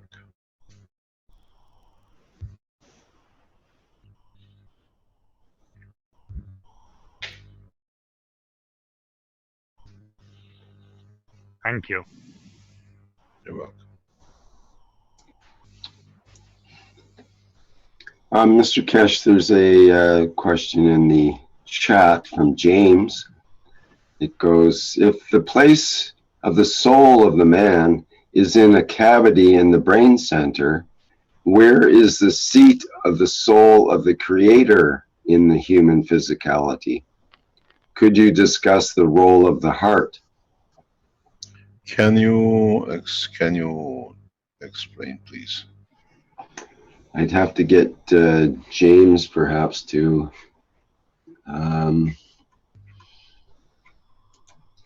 I can promote him to a panelist. Maybe he can further elaborate on his question.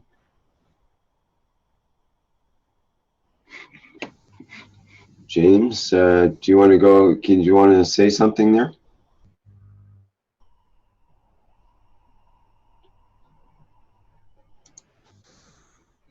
I'll try to unmute you and see if that works. Hello?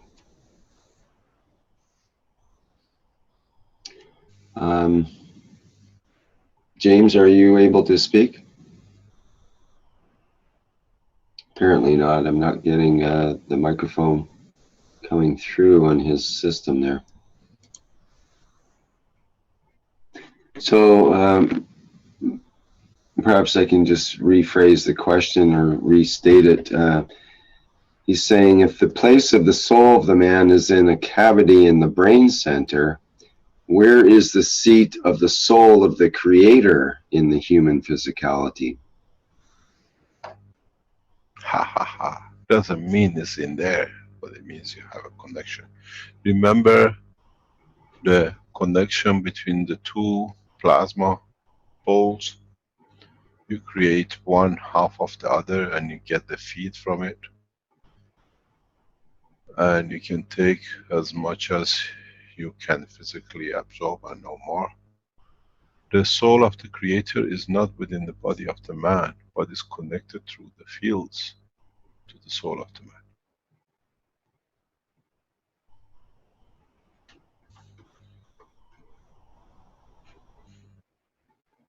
You are the smaller part and you receive from the bigger. That's why we always receive what we call the messages or the elevation or understanding of what we should be, because we receive that from the creator. But according to our structure, we'll receive according to what we understand and what emotionally we are capable of.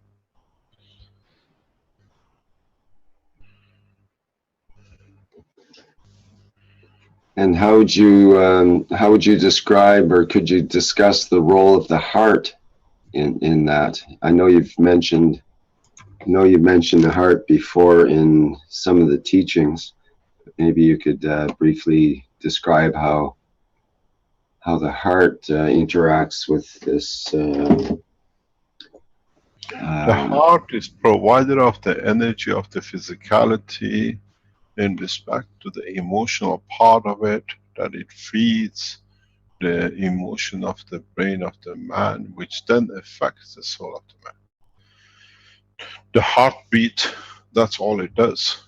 Look, I was explaining this in the teachings yesterday, I think.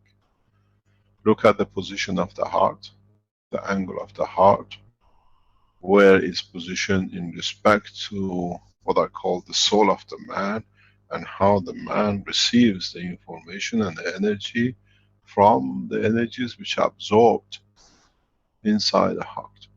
You look at the heart as a tool of a pump, but you look at the heart, go back to the teaching we done about the position and chambers of the heart, you bring the mixture of the emotional pump side, the limb side of the physicality, the physicality of and the emotion of the cells of the physical part. Whatever is surplus or whatever is over the balance from one to another is pumped through upwards, North Pole to South Pole, which is the emotion of the man. That's why you get a heart attack when we call it a heart attack, or you get a brain hemorrhage.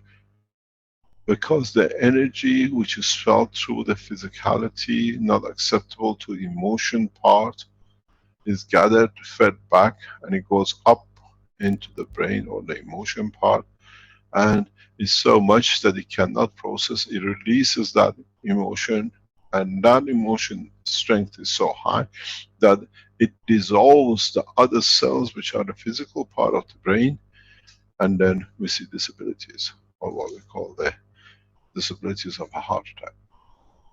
The pump is the collector of physical information and the emotional part of the physical part of the body of the man, and it has to be in balance, and continuously it's pumping, feeds the energy to the soul of the man. You look at everything in a physical way, but the heart is the feeder of your emotion, in balance with all cells of your physical part to the emotional part of your brain. As long as what you feed is in balance, you have no. You find imbalances which is not in line with your emotion, you'll get a heart attack. Where do you think the heart attack comes from? Just understand the process. You cannot digest the physicality of the emotion. When energy is too high, releases. It's a volcanic eruption. It is very much.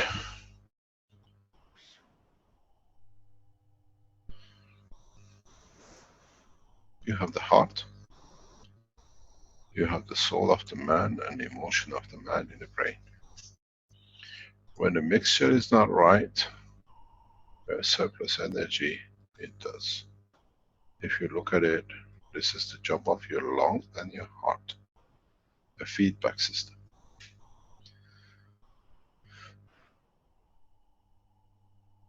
Why do you get a heart attack if you get frightened or something happens physically? The information comes in so much that it's overloads compared to what the physicality emotion brings in, and what the what they call the emotion of the brain can accept. The surplus goes up, releases huge amount. The brain has to release it because it's in plasmatic condition. You overload. What you don't overload, you actually dilute. You dissolve the other cells into it. This is what we do in the space technology. In the space technology, we create a shield, and in deep space, you're going through a shower of meteorites.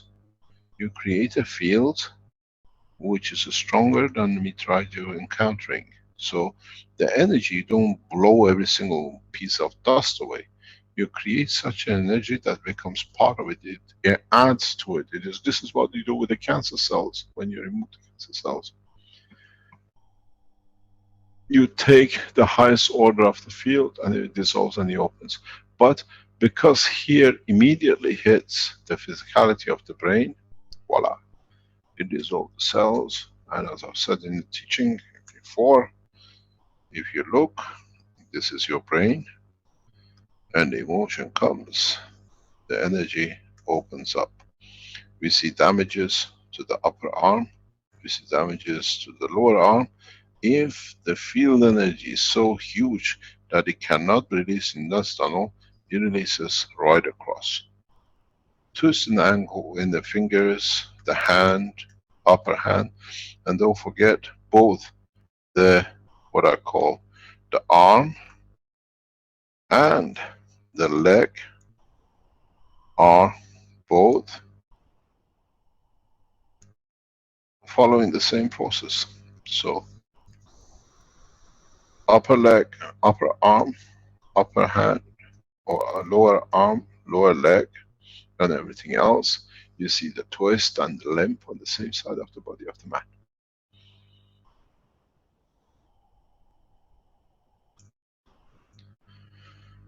I explained this in the teachings in past couple of days. If you look at the position of heart of the man in the MRI and look at the shape of the position on some beats, how it twists and it goes back, how it moves, and you draw a line directly from top to bottom, you can tell how and who will have a heart attack at what level. All of us can have a heart attack, which means your brain hemorrhage you can have as well through without a heart attack, but at different strength. Looking at the position of the heart, the shape of the heart, the angle of the release of the energy to the main brain will tell you how vulnerable you are. If you stand far away from it to the right, there is much, much more possible of attack through emotion. If you go to the left, it's much, much possible attack through the physicality. Because you look at where the energy comes in from the lung and where the energy goes out of the lung. The energy coming into the lung is always constant, it's from the environment.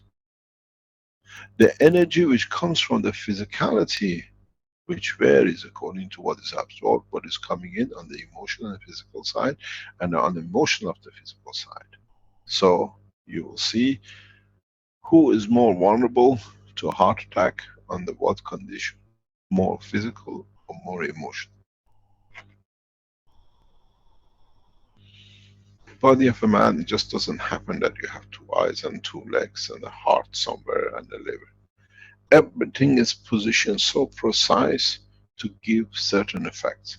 Eyes, the color of the eyes, the shape of the face, the shape of the nose. It's no use having a very, very big face and very tiny fingers. If you have a very big face, very big structure, you need long fingers too, otherwise you'll be abnormal, and the body never stays abnormal. And then you will see every organ, every shape. If doctors stand still and take a scan of a child when he's born, you can tell the whole history of what kind of adult he make by looking at it. I've done this many times. And then you follow it, you see if you were correct. Or when you see the MRI, you understand without the patient knowing what kind of character sits in front of you, without them knowing you know the real side. Everything is positioned in a way to fit a certain energy, and that certain energy creates certain characteristics.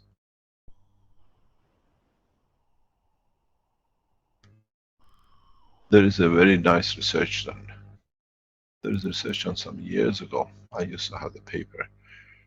It says 85% of the men who are shorter, and then it goes to the height, by height, how much shorter. The man stands just to the forehead, stands to the eye level, stands to the nose level, stands to the mouth, and stands to the heart. It shows the degree of their adultery to their partner. And 85%, according to the survey, the research, the men who are shorter than their partner are unfaithful to them, because they stand below and they want to be higher, and they want to satisfy that emotion that they exist too, and the existence comes to give somewhere to take some. So every height, every relationship in the emotion, everything in the physicality of the man has consequences in behavior, in emotion, and in the soul.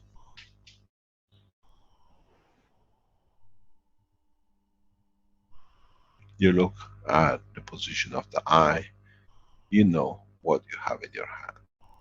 You look, the eyes, people who have two eyes with a slight movement one to the other, and born that way, you will find very difficult people to handle, because they see two versions of everything and one doesn't trust the other, because the eye sees out of focus, so it has to create another condition that continuously is aware of that out of focusness. So you're on two characters. Look at the ones with two different color of eyes. absorbs different, so brain works on 2 levels. Now, put the shape of the ears, put the shape of the cheeks, put the shape of the mouth, put the shape of the heart, and then you understand the whole structure. Then you understand who you're dealing by looking at the man. And then if they give you the MRI, God help you, you see the full truth. And then if they give you this, if you can see through the whole structure, what it creates through what they call the soul of the man, then you don't need the physicality.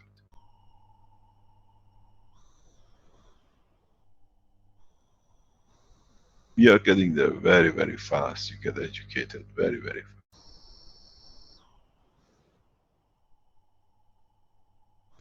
Any other question?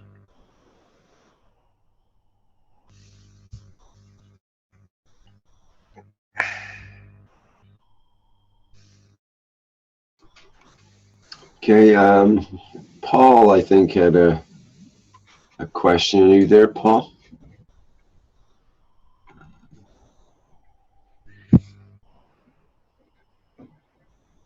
I'll try to unmute him. Can. Is that Paul from Togo? Yeah, he's wanted to be on as panelist, so you're unmuted, Paul. Go ahead. Hello? Yeah, hello, Mr. Kesh. Hello. Hello, yes, we are listening, Paul. Okay, my question was that with this new system, with this new knowledge, it is possible to create infinity loop between physicality of man and the soul of man to keep man in the balance? Yes, but don't forget the soul is very powerful compared to the physicality. You So have to find the right balance.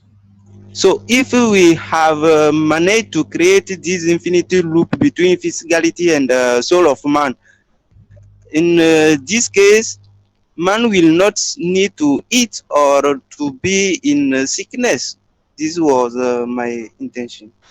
More or less, because you satisfy the need Okay. for absorption. Paul, are you going to present your paper by Zoom in the conference in Accra this next week? Yes, Mr. Kesh. Hello?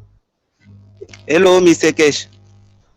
I said, are you presenting your paper in the conference in Accra next week? Yes, I will present. Regarding malaria. Yeah, I will do this. What happened with the wife? I've seen part of your report about the husband. I asked you for some clarification. Can you explain to us now? You're online. Yeah, she make what you call a control. Mm-hmm. And she make the total control and they make analysis for all the body.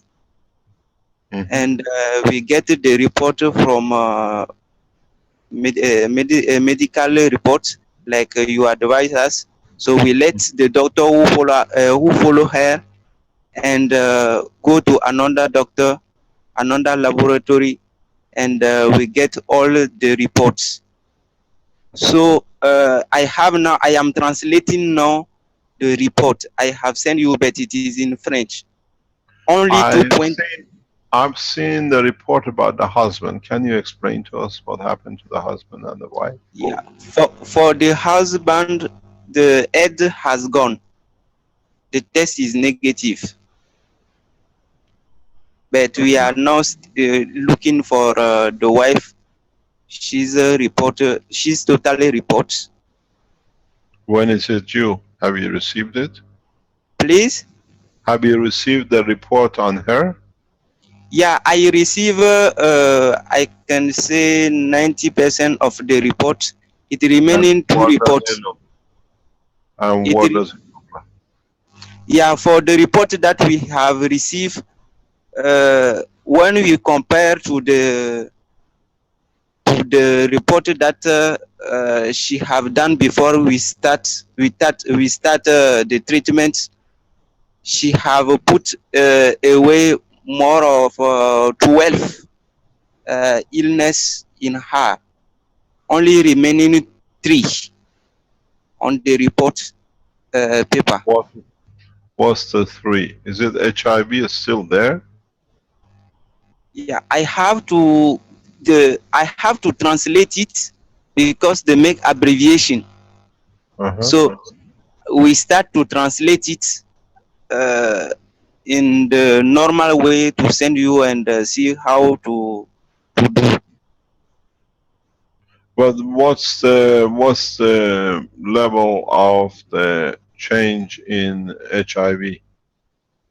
The level is very, very good because before we started the treatment, every week she should go at the hospital, take more injection, take the products. When we start a part of these 2 weeks, 1 to 2 weeks, still today she never feel illness. She never gone to hospital.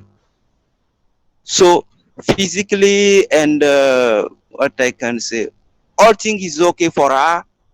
And before Mr. Kesh, what is beautiful is they said to me before they are putting like $200 in the hospital every month for her. No, when we started, I say before we started the treatment, Yeah. they were spending like more or $200 per month for his health, for his for his treatment at the hospital. So when we started the treatment until today, they never spent this money for going hospital. So that is very good for all the family, and the whole family is dancing every day. They are very, very happy. His children, doctors, she also, his husband, all is in happy. Yeah, but what we are looking is what is the response with HIV? That's what I'm trying to. Yeah, this is the report I am looking for. So this week we have to get it. The problem is for the patients of AIDS, they government make them registration in one logiciel. So when they go to another doctor, they will send them back to their own doctors. So we get 90% of the report. Now it remaining 2 reports, 2 medical reports, one for the final test for AIDS for her, and another one. So would you receive that before Tuesday, where you're going to submit the paper, or Monday? Okay, I will do my best. Yeah. When I finish, As we say in I will. Africa, do your level best. Thank you. And we'll see, because I think if you could let Benjamin know, he can organize it, that you will show your paper in the first day in the conference. As you know, it's all African presentation conference, and it'll be a major point for what you call for presentation in Africa. Thousands of people losing their lives to HIV every year, and it's very important, because when you submit the medical reports and doctor reports, it gives it a lot of strength and credibility. Okay, thank you. And Mr. Kesh, I have no more than 25 patients for AIDS around the world by internet, and in Togo here more than 6. When we make application of plasma liquid of GANS, we are getting the same results. What do you mean? What happened with this husband and his wife? we are getting the same for all the patients that we are advising to use plasma liquid. And the thing who is very interesting, they have produced the guns themselves, and I just showed them how to manage, how to use it, and every time the report they are bringing to us is the same Can you around make the a world. report? Can you make a statistics report of this for Monday? Okay, Take I will the make. names out and show this done in different countries. Yeah, I will make it. I have sent some yesterday to you. Pardon? I have sent yesterday some reports from some country like Make Europe. this, make this into a part of the end of presentation that where it's used. Take the names out, Okay. and we'll try to give you a chance. What do you call it? To accumulate all these as a test results. Do you want to remind again those who want or would like to try, if they are affected by HIV or they know somebody, what do you do? Yeah, I can do this, Mr. Kesh. Please go ahead. Okay, thank you. So for the AIDS patients, what we have done is we take plasma liquid of CO2 and we mix it in the water of drink of our patients, in the water of house using, and we put it for also the water for bathing and washing the house, washing picking material and all the things with CO2 plasma liquids. The reason that we have done it is Can to you create. repeat again? Repeat again, please. Make it clear. Okay, so we make plasma liquid of CO2. Yeah. For the first time. Mm-hmm. And this plasma liquid of CO2, the patients use it for drinking. They use it for cooking. They use it for washing. They use it for bathing. They use it for cleaning the house and other things. I was saying that the way that we have advised this way is to create plasma environments for the patients, because we have understand by your explanation that if we create the field, our body can interact with this field.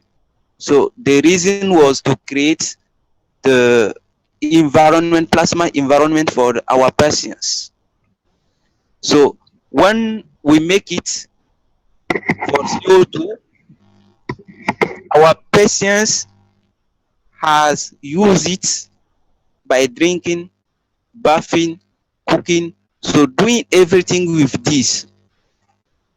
So the day we start with this, the patient is not drinking another water.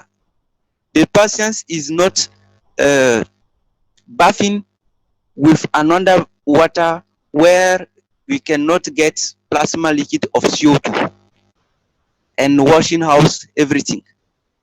So when the patients start with these 2 second days, his urine start to become yellow and we can get some trace of blood inside. And we was advising our patients to continue. And when the patient is using it 1 week, 1 week and a half, for those patients after urine change, 4 days, they start. This is from the last report from Europa patients. But for African, we have we have seen that 1 week and 1 week and a half, their health become decrease. So they feel very bad, tired, fever, and other things. But what we have constated with European patients, 4 days or 3 days, they start to feel tired, fever, and other things in their body. So I advise them to continue. I encourage them to continue. And when they continue with plasma liquid of CO2, end of the 2nd week, their health becomes established. And then we decide to mix zinc oxide, CO plus CO2 and CH3 plasma liquid for their drinking, bathing, washing, and doing everything with this. So when they start this process, they are reporting that they become more and more stronger, and they are feeling more and more in life. So for Togolese patients, we have done with this husband and his wife, and the husband, according to the report, medical report that we get, she said is negative. He don't have no AIDS. And when we analyze the medical report for the his wife, according to the first one she done before we start the treatment, where she get more than 15 illness in her, no, on the report we get only 3 with this process. So this is what we have done, Mr. Kesh.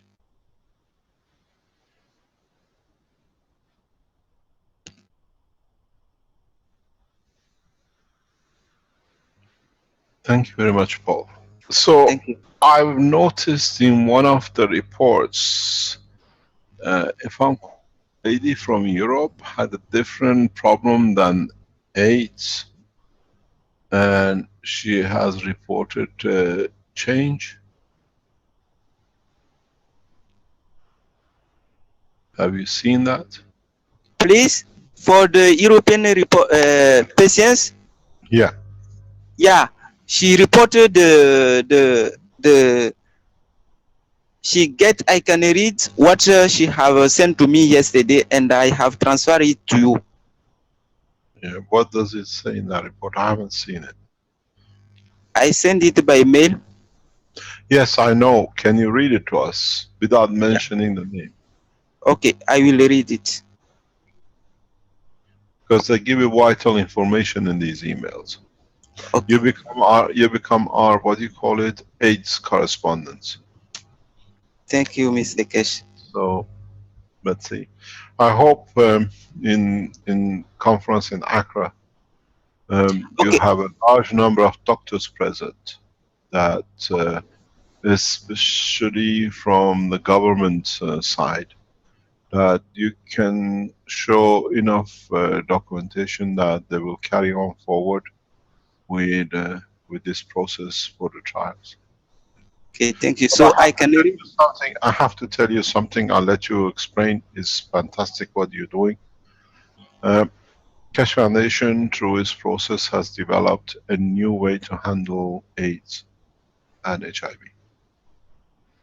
Very effective within 3 days. And the what do you call it? The scientists will explain the process. The way you've done that needs that process needs physicians where the process you go, anybody can do at home. And what you're doing is fantastic. It's a pleasure to hear and to see. Thank you, Mr. Keshe. So I can read what she sent to me. Yes? He say, I feel more strong. I make today echography. I am okay.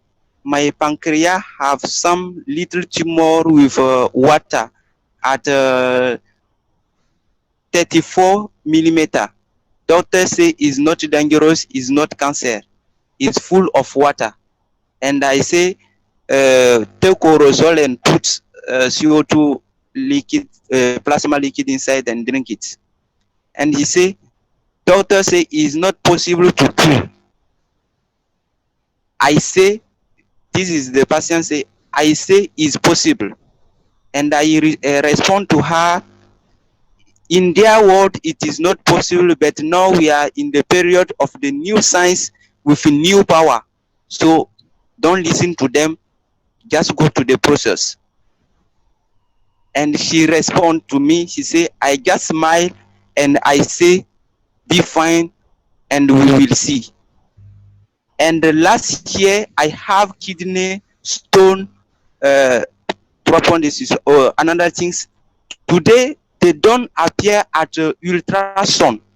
So when she make son, kidney and all thing has gone. Everything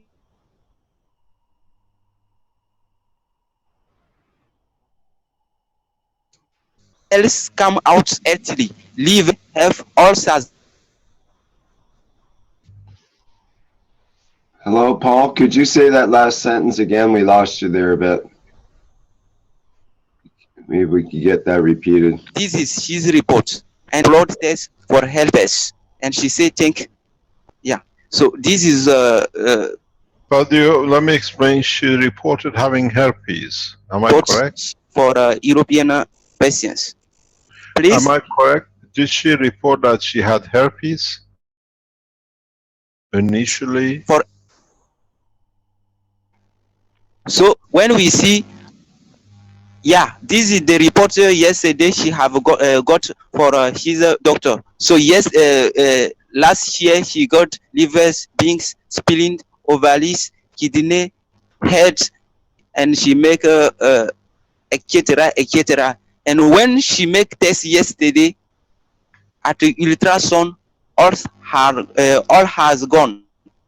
This is his report. And I make a capture of screen of our discussion and I send it to you. Thank you very much, Paul. Thank you indeed. Thank you, Mr. Keshe. You're doing a wonderful job. I Thank you. It will carry on through Africa. Some of you might not know, but in Africa, some of the countries have made the radical decision to what they call no-hope camps. No-hope camps is where they literally put people with advanced HIV that they cannot, contaminate the others. These no-hope camps, sometimes several hundred people, a couple of thousand people in some are kept, because they don't want by isolation. They leave them in there, they feed them and they look after them as much as possible in African level. Just to be there that they can contain the spread. And they literally die in these no-hope camps. One of our targets in development in Africa is to get access to one of these no-hope camps and literally go through the process of, as we said, the new technology, maybe in conjunction with what Paul has achieved, that we can change a lot of people who've been sentenced literally to die in these no-hope camps, to be able to go back to their society, back to their family. AIDS has played a massive game in disbalancing the economy of some nations of Africa. Maybe with this, we can change position. This is why I follow the work of Paul very closely. I have worked in Africa for decades. I've seen the devastation AIDS has brought into certain villages and towns and families. In some cases, we have seen grandparents bringing up children, their grandchildren, because both parents are lost. And not only one, they've lost 2 or 3 children, and they're looking after all the grandchildren. And in cases, children are not kept and literally put out of the village because they can't afford looking after them. It's a big, big game, and hopefully in the coming time, very, very short time, we'll see an end to this. Not because we have to understand it costs a lot. It costs literally nothing, as Paul said, to change a life. Very, very little. But the new technology which is developed and will be tested hopefully in the coming time is very effective, monitored by doctors, and we should see the results, if it's correct, within a matter of days. And as they cannot find any, what I call, elements of AIDS in the body of the man in such a rapid way, I think it will take time for African nations to digest its development. But it's one of the powerful ways you can prove it. And this is important for a lot of us. We have entered a new dimension in plasma technology, and we release it as people are getting ready for it to understand more of. The biggest problem will be pharmaceuticals, because they've invested billions out of pension funds, which they have to pay back people to live. So they create opposition and FDA. So very soon, if you have AIDS in America or in Europe, and you don't want to be in the tangle of dying because of somebody in there has paid a lot of money to get a license, and they try to enforce it, go to Africa. It's your only life of survival. You can get processed, or you do it yourself the way Paul explains, and you walk out of it. The same situation is prevailing on cancer. The achievement in cancer research and other diseases is the breakthrough in plasma technology. We will see huge opposition by major corporations. But in fact, major corporations have no say when it comes to the life of a man who can help himself. We teach this on open channels in Africa because we have to. Europe doesn't suffer so much from AIDS than Africa does. And as you know, part of it was spread by clinical trial mistakes and errors, or desperation, or deliberately. It's no good blaming anybody, because blame doesn't solve the problem. As I said, we forget the past, we start anew. So we launch this new technology. Hopefully the people who are in Ghana will start the process, and in the coming time with a conference in Rome, we'll expand it. We expect a huge opposition, the way we did with Ebola and E. coli in Sierra Leone, to confiscate all the systems, but now people are doing it in the back doors and saving their lives. So those of you who are waiting for FDA to approve if you can use a CO2 process, walk to Africa, walk back home with no disease, and thank the motherland of where all our lives as a human race started. We go back to where we started, where we are safe, to find salvation.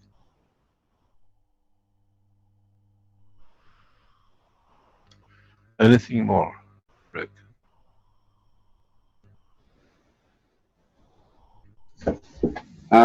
There's always more, Mr. Keshe. There's always more. There is a couple of things that maybe we could quickly run through here.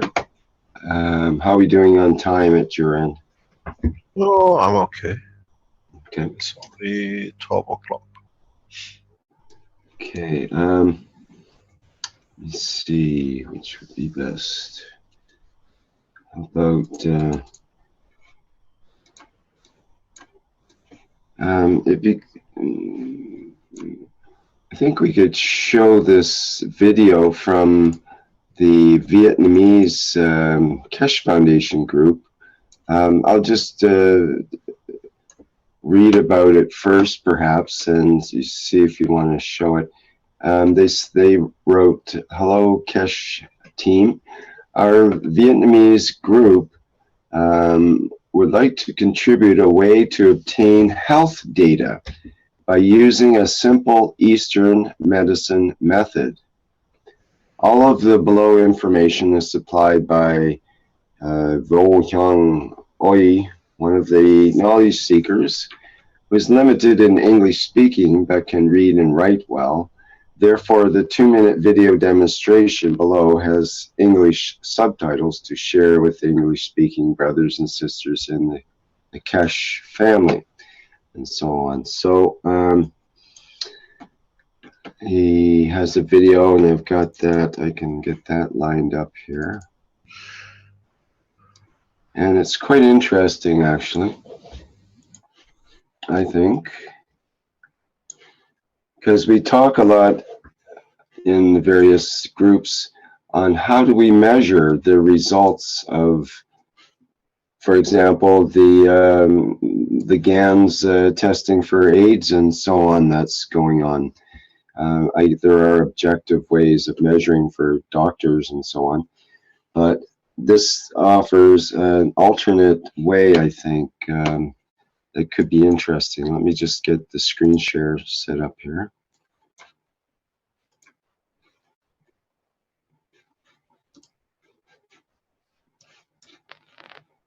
And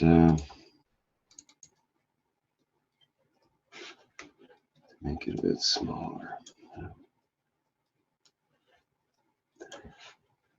Okay, and he goes on to, he's got an Excel spreadsheet that you can use and so on, but we'll get into that a little bit after actually having a look at the video, I think. Okay, so you should be able to see that there, I think, the first picture of the video. And hopefully the sound will come through. Let's give that a go. Bắt đầu đi. Sau đây tôi sẽ hướng dẫn các bạn kiểm tra sức khỏe bằng phương pháp đo kinh lạc của y học cổ truyền. I see we don't have the English subtitles in this version of the video. Okay, well,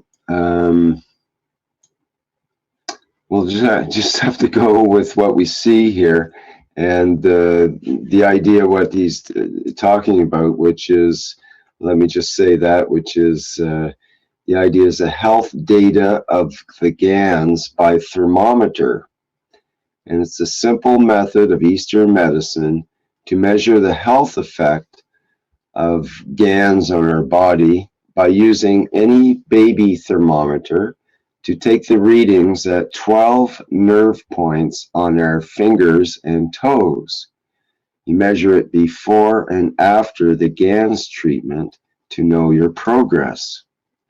So I'll just play through. It's a fairly quick video here. Việt Nam. Để cho đơn giản thì chúng tôi đã đánh số ở đây từ 1, 2, 3, 4 cho tới 12. Đó theo thứ tự mà các bạn sẽ phải đo. Và vị trí những điểm cần đo thì tôi đã ghi chú trên hình. Đây là trên tay. Dưới này là vùng chân. Đó. Các bạn chú ý. Tôi sẽ đo mẫu cho các bạn một lần.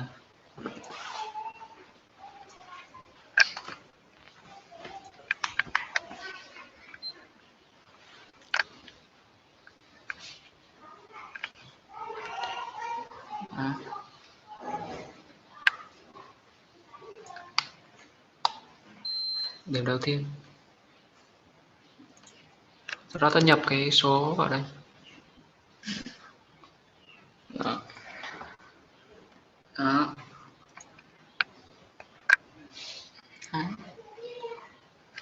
Ứng với các vị trí đây là như tay trái, đây là vị trí 1, 2, 3, 4, 5, 6.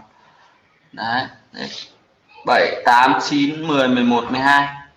Và với chân thì cũng tương tự như thế. Chúng ta đo từ bên trái sang bên phải. Trái là 1, 2, 3, 4, 5, 6, 7, 8, 9, 10, 11, 12. Như trên hình. Ở chân thì ta đo điểm này, điểm này, điểm này.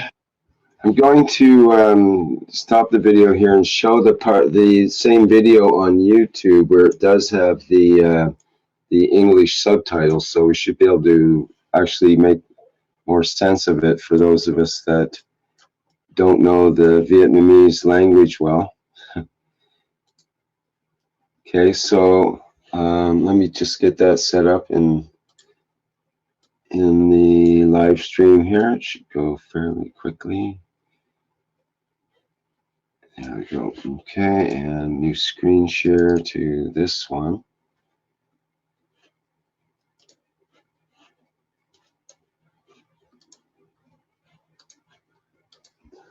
Okay, so I'll go back again, and so it should make hopefully a little more sense as we go along here with the English subtitles.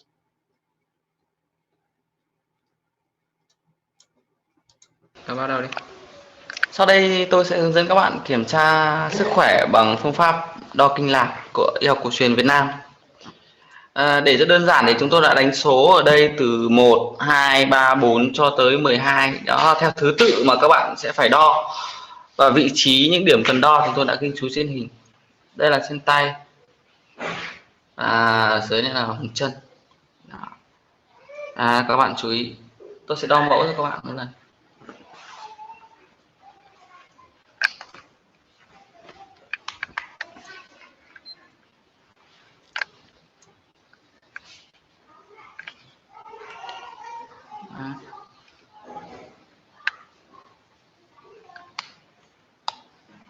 Điểm đầu tiên. Sau đó ta nhập cái số vào đây. Đó. Đó.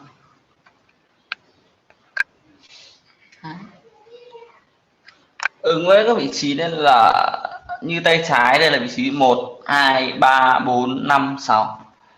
Đấy. 7, 8, 9, 10, 11, 12.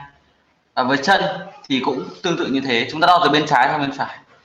Trái là 1, 2, 3, 4, 5, 6, 7, 8, 9, 10, 11, 12. Như trên hình. Với chân chúng ta đo điểm này, điểm này. Điểm này, điểm này, điểm này. Rồi quay lại bên chân này ta lại đo điểm này, điểm này. Đấy. Tương tự như thế thì ta sẽ ra được cái bảng kết quả như thế này. Đây là bảng kết quả đo. Và qua cái tab bên này thì ta sẽ có cái kết quả kinh lạc, ta đo ra giá trị ở đây.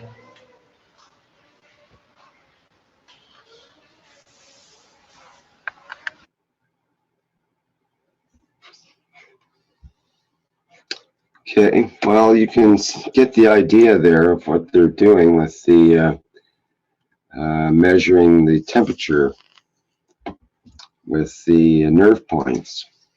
So perhaps we can get the Vietnamese group to speak more about that. I don't know if there's any of them that are available to speak about that today. What do you think, Mr. Kesh, about that? Oh, I think I have to unmute you there. Go ahead. Yeah, I don't know. We have to see it. I know about these points, pressure points. I've looked at this with some other people before. We need them to explain to us the what they call the science behind it. Yes. Okay, there's one other video we could have a look at from Castellazzi,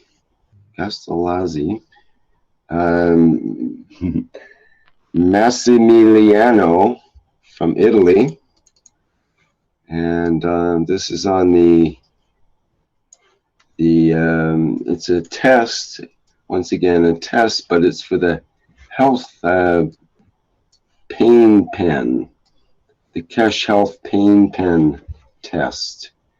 And let me get that on the screen share here.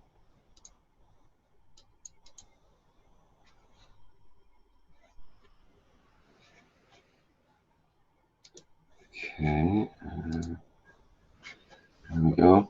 So let's just play this through. It's a minute or two long, and it should be, I believe, sort of self-explanatory, although I'm not clear on the exact apparatus here. We've seen similar apparatuses before, but let's have a look at this one.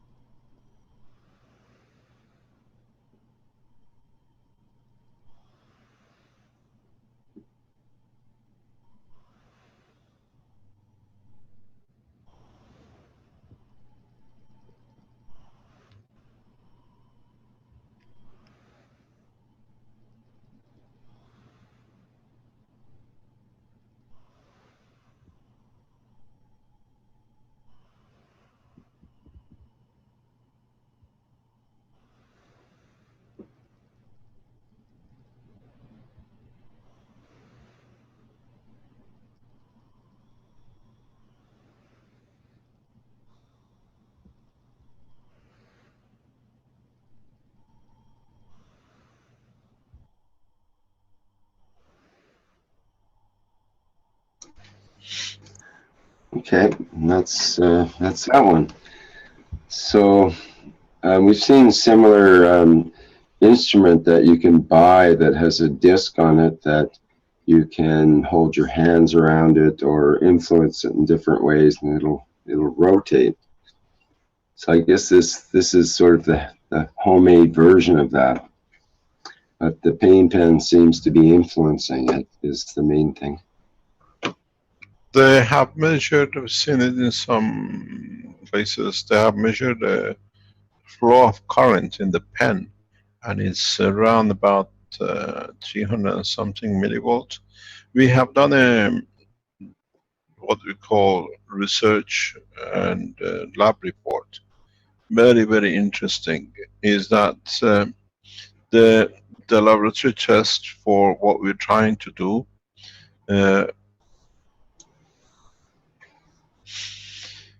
that it shows the GaNs material are very conductive, and the conductivity is very high. This is very unusual for the water, the way it is reported. We released this report because it has application and implication in development of the new technology. So the interaction, why they move, now we can see, is totally dependent on the field flow. It's a magnetic gravitational field flow that on a DC you see this can go up to 300 millivolts. So it's a spread of the field energy.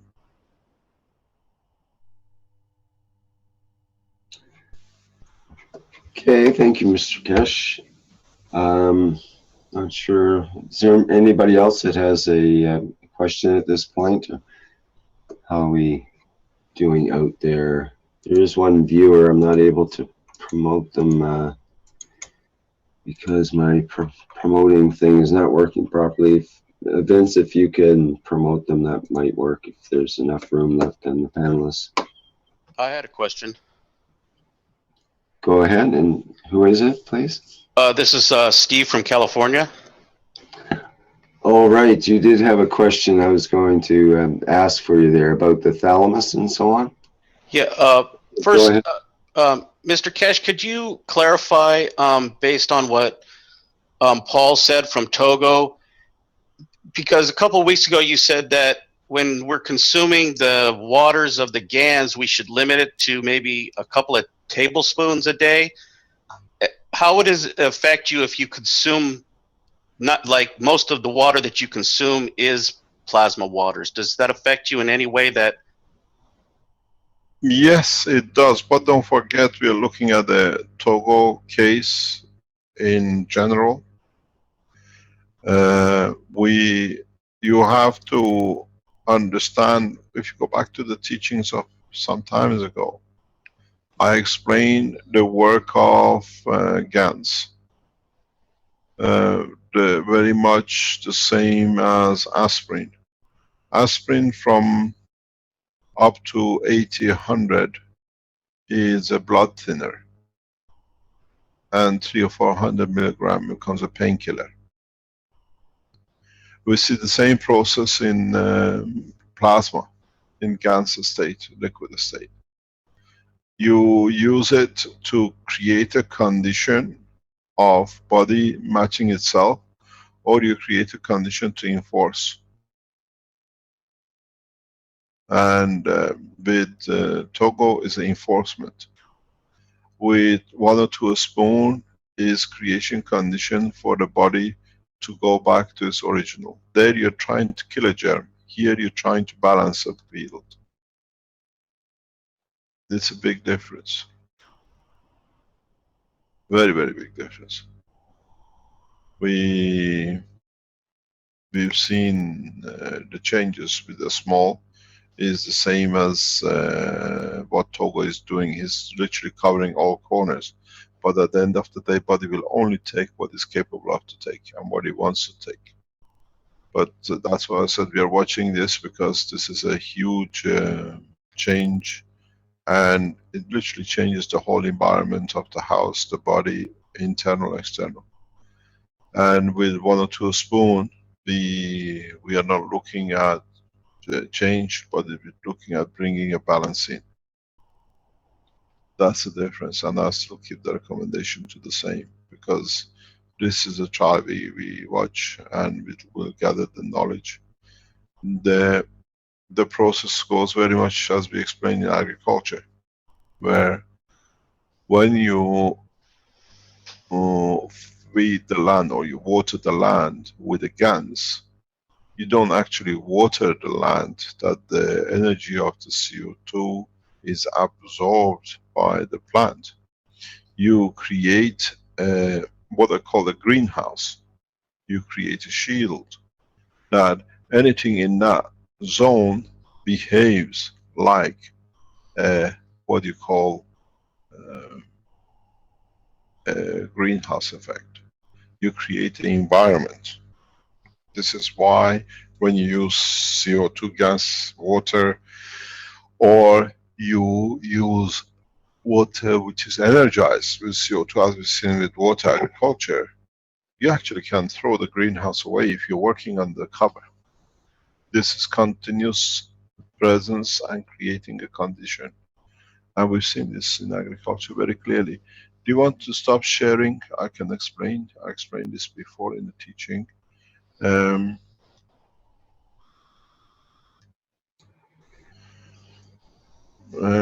What we see is when you, for example, drink the water, you affect only what is left to part of the body you want to control.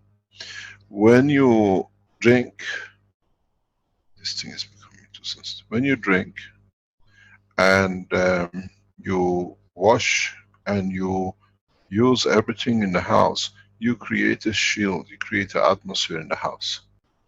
You look at the physicality changes. We look at what the environment brings in, which changes the balance.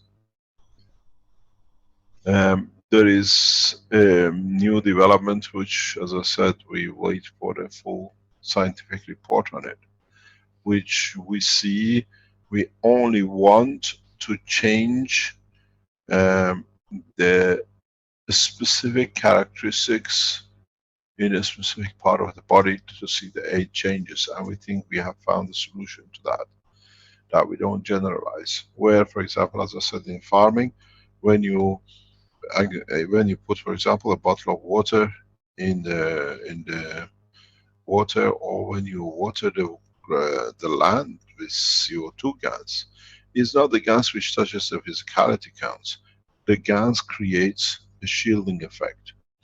And the way it was produced, as I said, usually you have in the CO2, you have zinc oxide and you don't clean it properly. You always carry certain amount of amino acid. What you do, you create a field that doesn't matter what happens outside.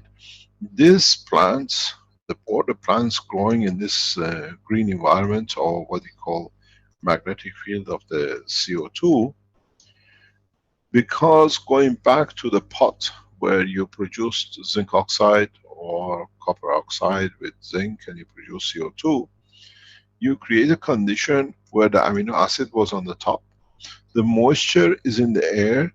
You have now created with the metals, with the CO2, which is there, creating condition of flow, a field flow, where the rapid growth or the extension on the growth will come from the amino acid, the food of the plant.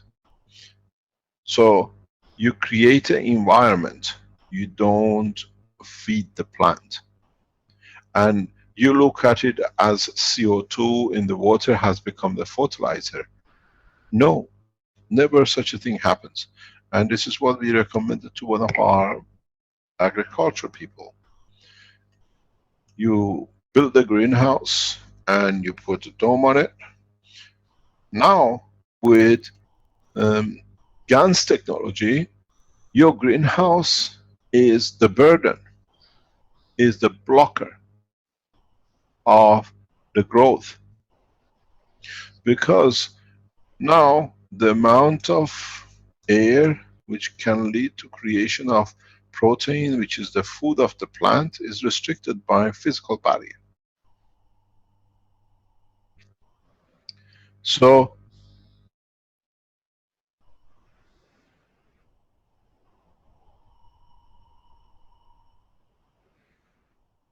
when you understand that even the plants absorb protein from the environment of their existence that allows them to grow, you understand it's how we condition, what environment we create, in what size and where, which affects the process. This is what we suggested to the people. That's why we see people who use the CO2 or nanomaterials in open farm, their harvest goes crazy.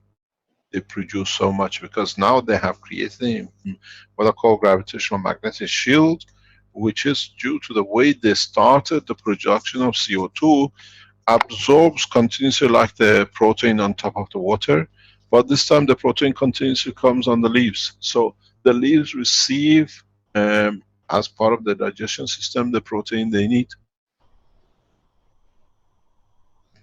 And they receive more than they actually need. So they grow more, they create more fruit. And you look at it that, oh, we water with the CO2 becomes the fertilizer. No, the reality is you change the environment. And in this environment, you find out a lot of parasites and other things cannot exist. This is what I call about changing, understanding the totality. And the beauty of it is, this shielding, this greenhouse, makes the whole vegetation immune to temperature difference, to heat of the place, and everything else. And the beauty with it is, you can cultivate on it year after year. The GANS will not die. The effects of it will be there. In the coming months, we test this in agricultural land, and we report it to you.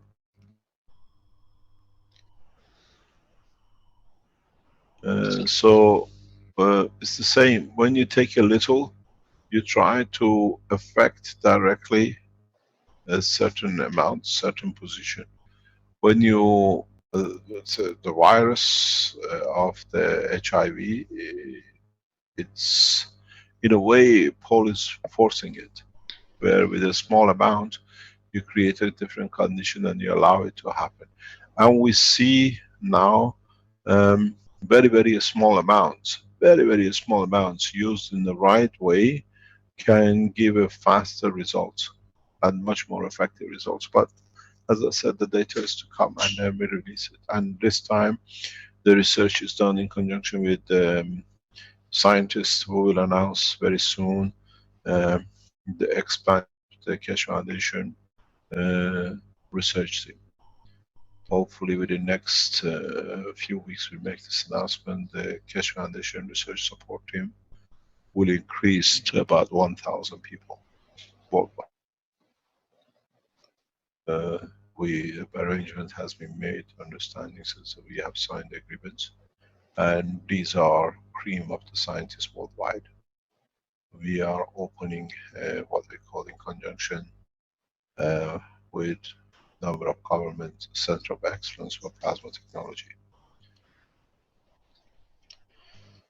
So my question that I wanted to ask was that I created the GANs of the thalamus with the intention of changing the ethos on this planet, and you're looking at the wrong end.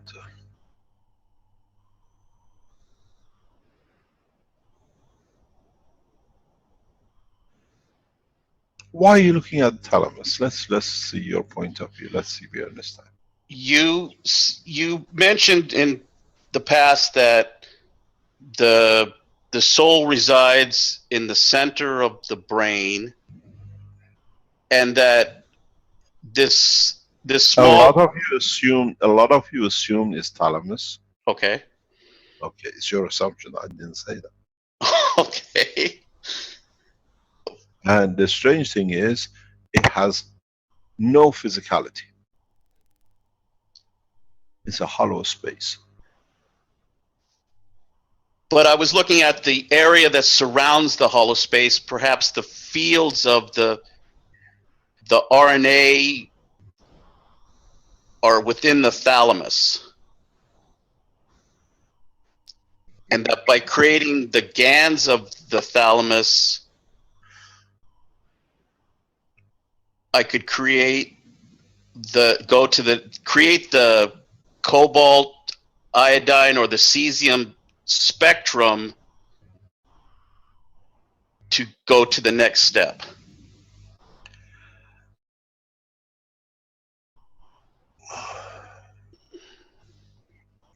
As I always say, try it, why not?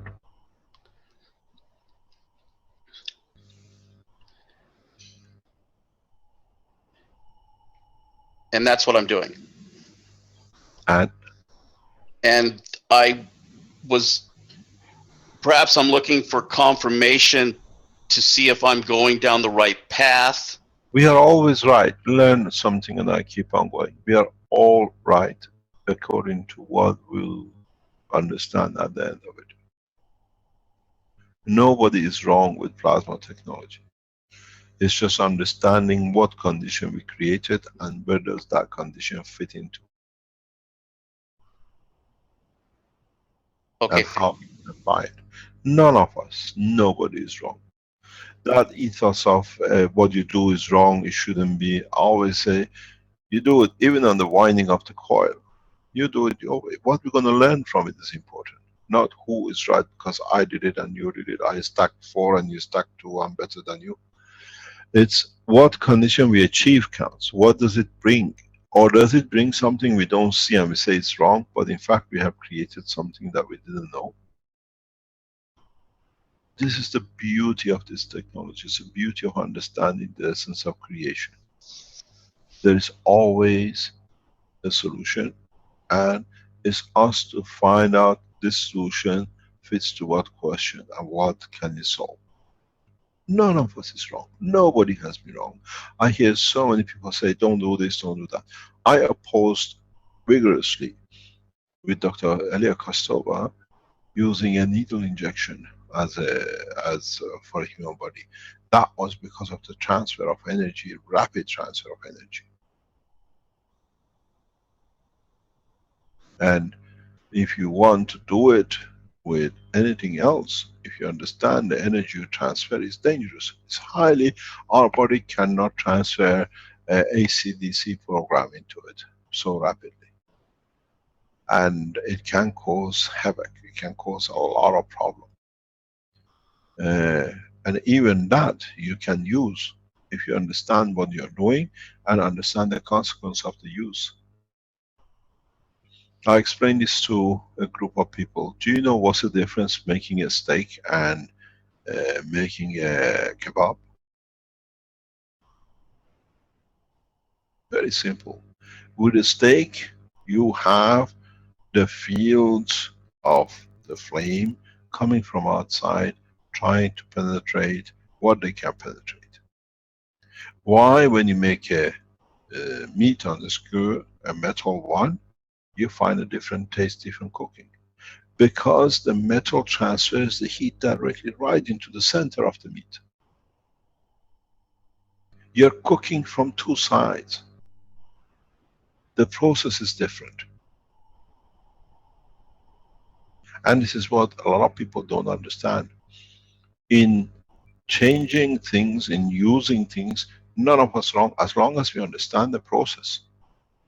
A lot of people like a steak, a lot of people like kebab on the steak. And it tastes totally the same, it's different. Because one we seal on one side, one we cook from both sides. We just make a donut of it. But we don't look at it that way. The heat transfer is through the metal internally. You make a, what they call it, meat with a piece of wood, which the heat transfer is 0, and eat it, and put one with a metal stick and put one on the fire and cook it side by side. And then you'll see the difference, and then you understand. It's the same with what you're delivering into and how you're delivering it. And none of us is wrong, but understanding the problem starts creating, because we do not understand full totality of it. And at this time of moment, a lot of people don't. Very easy. You look at the new data. There is the guy who's putting the pictures out on the internet. I just explained a few minutes ago. Pen, the health pen delivers 300 millivolts. You can change it to deliver 700 millivolts. They change it slightly in different format, it'll deliver 10 millivolts. And now you put this in the body of the man, insert it, and then you deliver such energy into the cells. It's horrendous. Where it's outside, the body takes what it likes. It has the environment to dissipate it into. It's a big difference.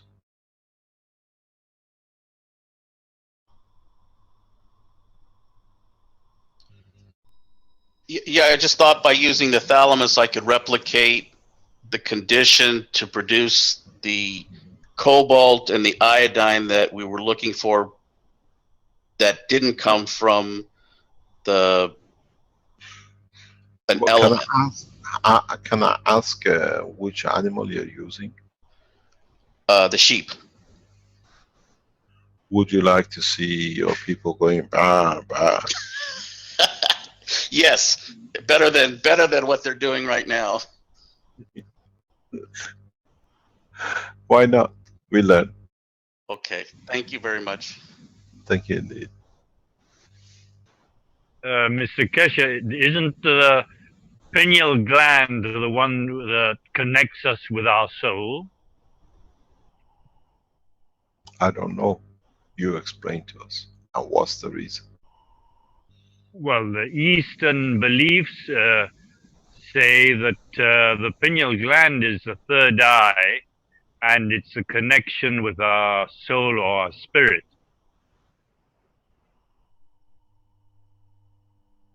And?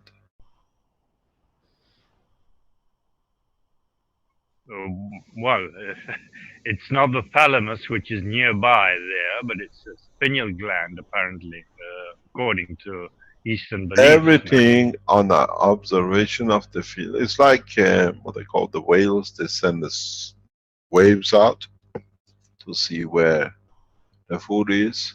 We do the same, but we have reduced the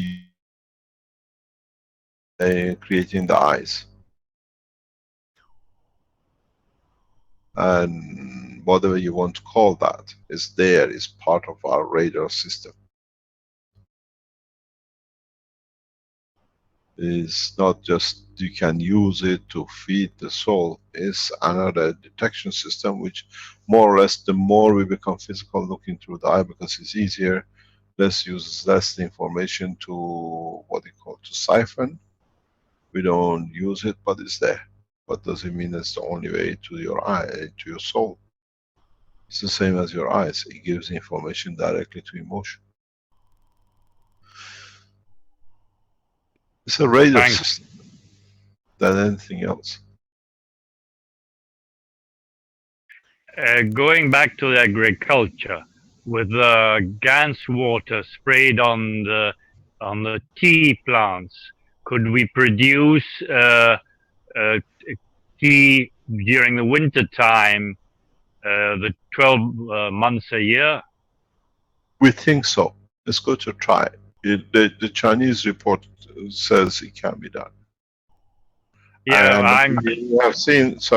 We've seen from the agricultural report that it looks that way.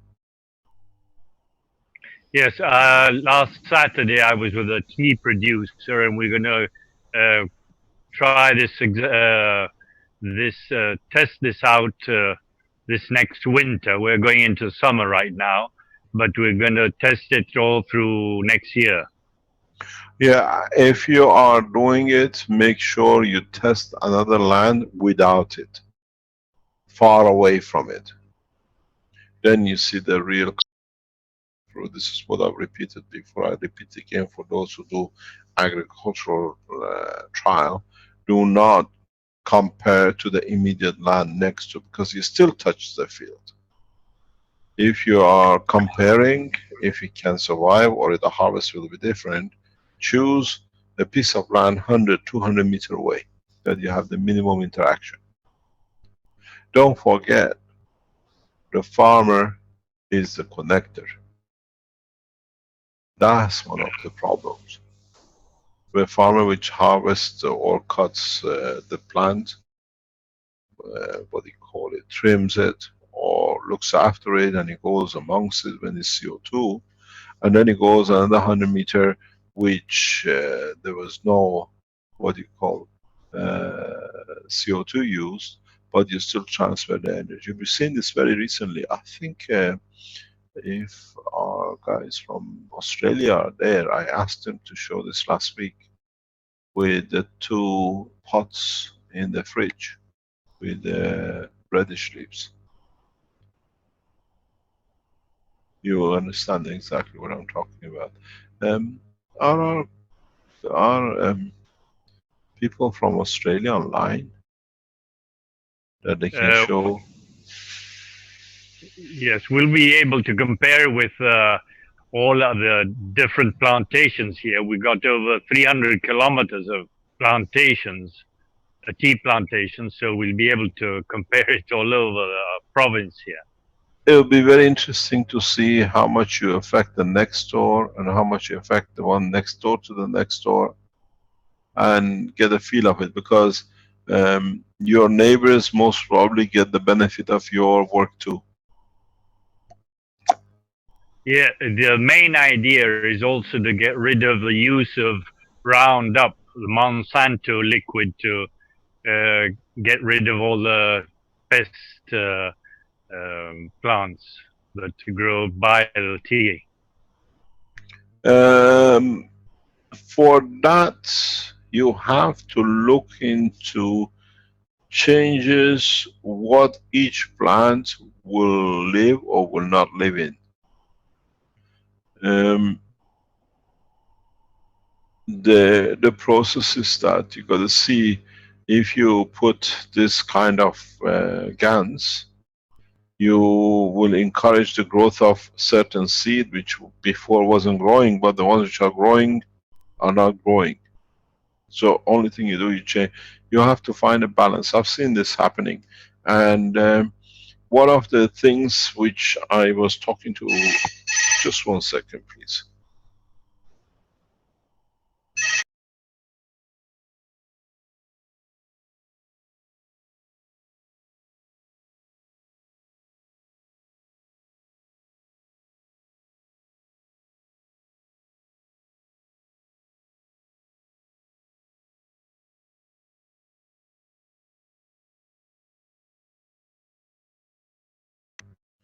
The process is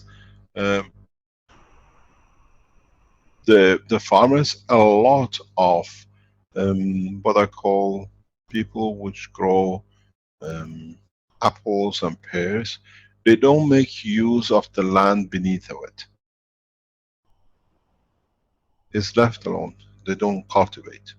Very few do, and if they do it, very little for what you call for grazing by sheep. With this technology, you don't have that problem anymore. You can actually cultivate above and below. If you go back to what you call Roman gardens, you see this very clearly. In Roman gardens, especially when you go to Sorrento and that part of the country, south, or what you call it, southwest, you see these Roman gardens where they fence everything and they stack woods on top of woods, and they grow plant trees according to the height what they want to do. So at the lower level, for example, they have the lemons, and then the next level of the stack, and 2-3 meters high, they have the wine leaves and the wine, and then on top of it they grow very tall cherry trees. One creates a shadow for the other. But when you look on the ground, there is nothing, it's bare land. And they do this because they protect usually the lemon trees. It took us to understand, it's very scientifically done, even not a few thousand years ago. What happens if you put a lemon in a shadow and still growing, what they call limoncello, but they produce from it, has a totally different taste than if you have a full sun blast lemon. They relied on the environmental change. But now, if you put a GANS which covers all of them, you can plant underneath on the ground as well. They couldn't plant because there was no sun. It'll be very interesting how the development, if the farmers start planting the suns in the bushland. They do that in Africa. In Africa you get mango trees, and between the mango trees they produce huge mangoes. They cultivate like a lemongrass. But nothing else grows. Can we change the GANS that by change of the GANS we allow different vegetation, different seasons to grow? It's very highly possible. And then it applies the same. Would we grow by changing GANS or putting GANS on the near vegetation? We grow different what I call greens. We stop the ones which are bad, maybe we reduce the worst one. Or do we change the condition that in that environment only nothing grows? Because we create a condition where no amino acid can touch the land.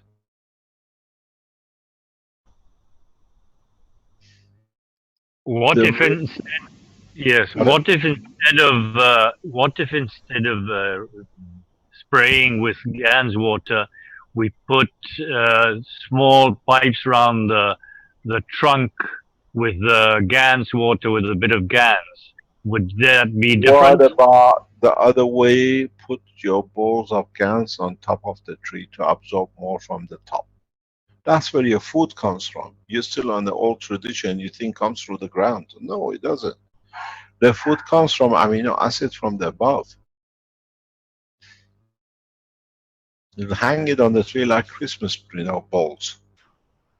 We could put a pipe all along the lines of tea trees, so Yeah. do that effect. More or less, why not?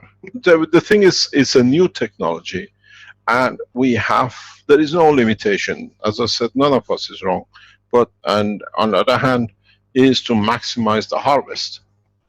Would it change the taste? Now that we grow CO2 GANS, or if you put a slightly 10% zinc into it and 20% copper into it, we'll get a sweeter lemons, or would we get a bitter apple? I told you, this knowledge will keep millions of people happy for millions of years and busy in trying to find out how it works. And none of us is wrong. Maybe we could have Christmas trees that last forever with GANs balls on them. Yeah. Everlasting Christmas trees. Yeah. That could put a lot of people out of business, but the business of cutting down trees is not the best in the world. Yeah, but the thing is, if you don't cut the trees, what's going to happen to them? They cut themselves. They change.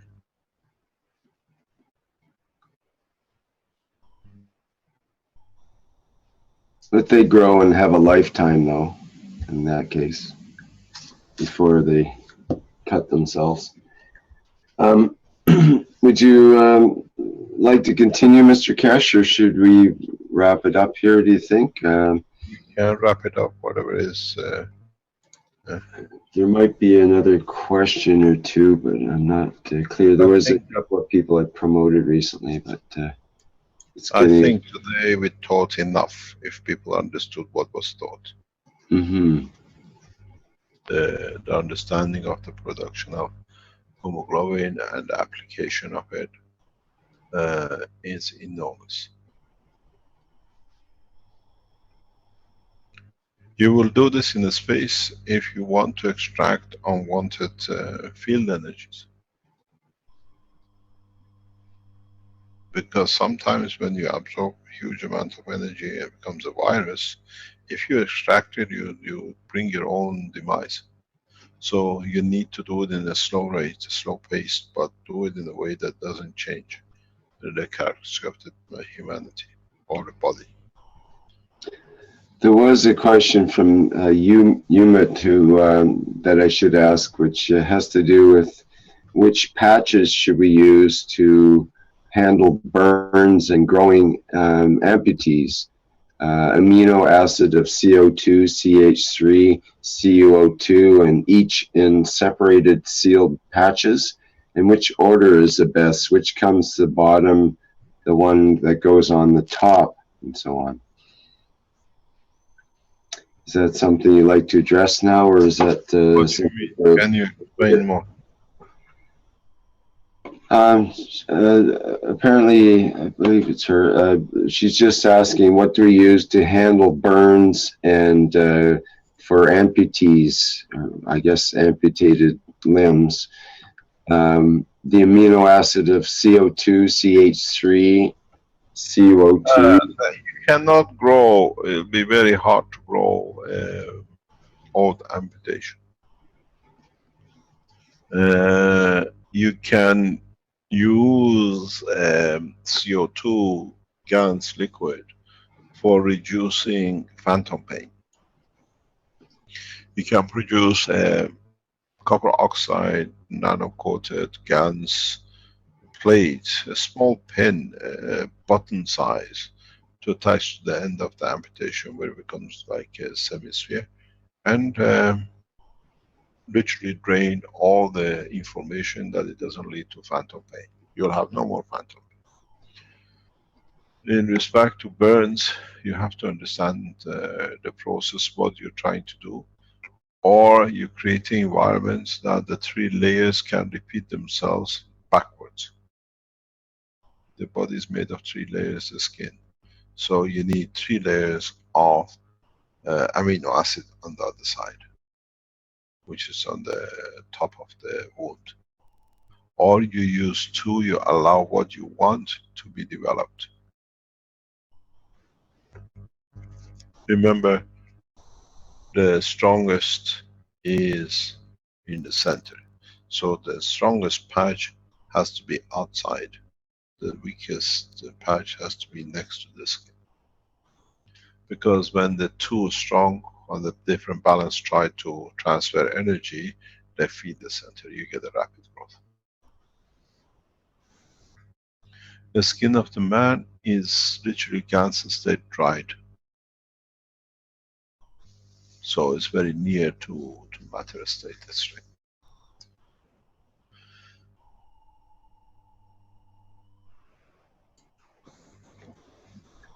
Okay, I think there's pretty good clues there for that question.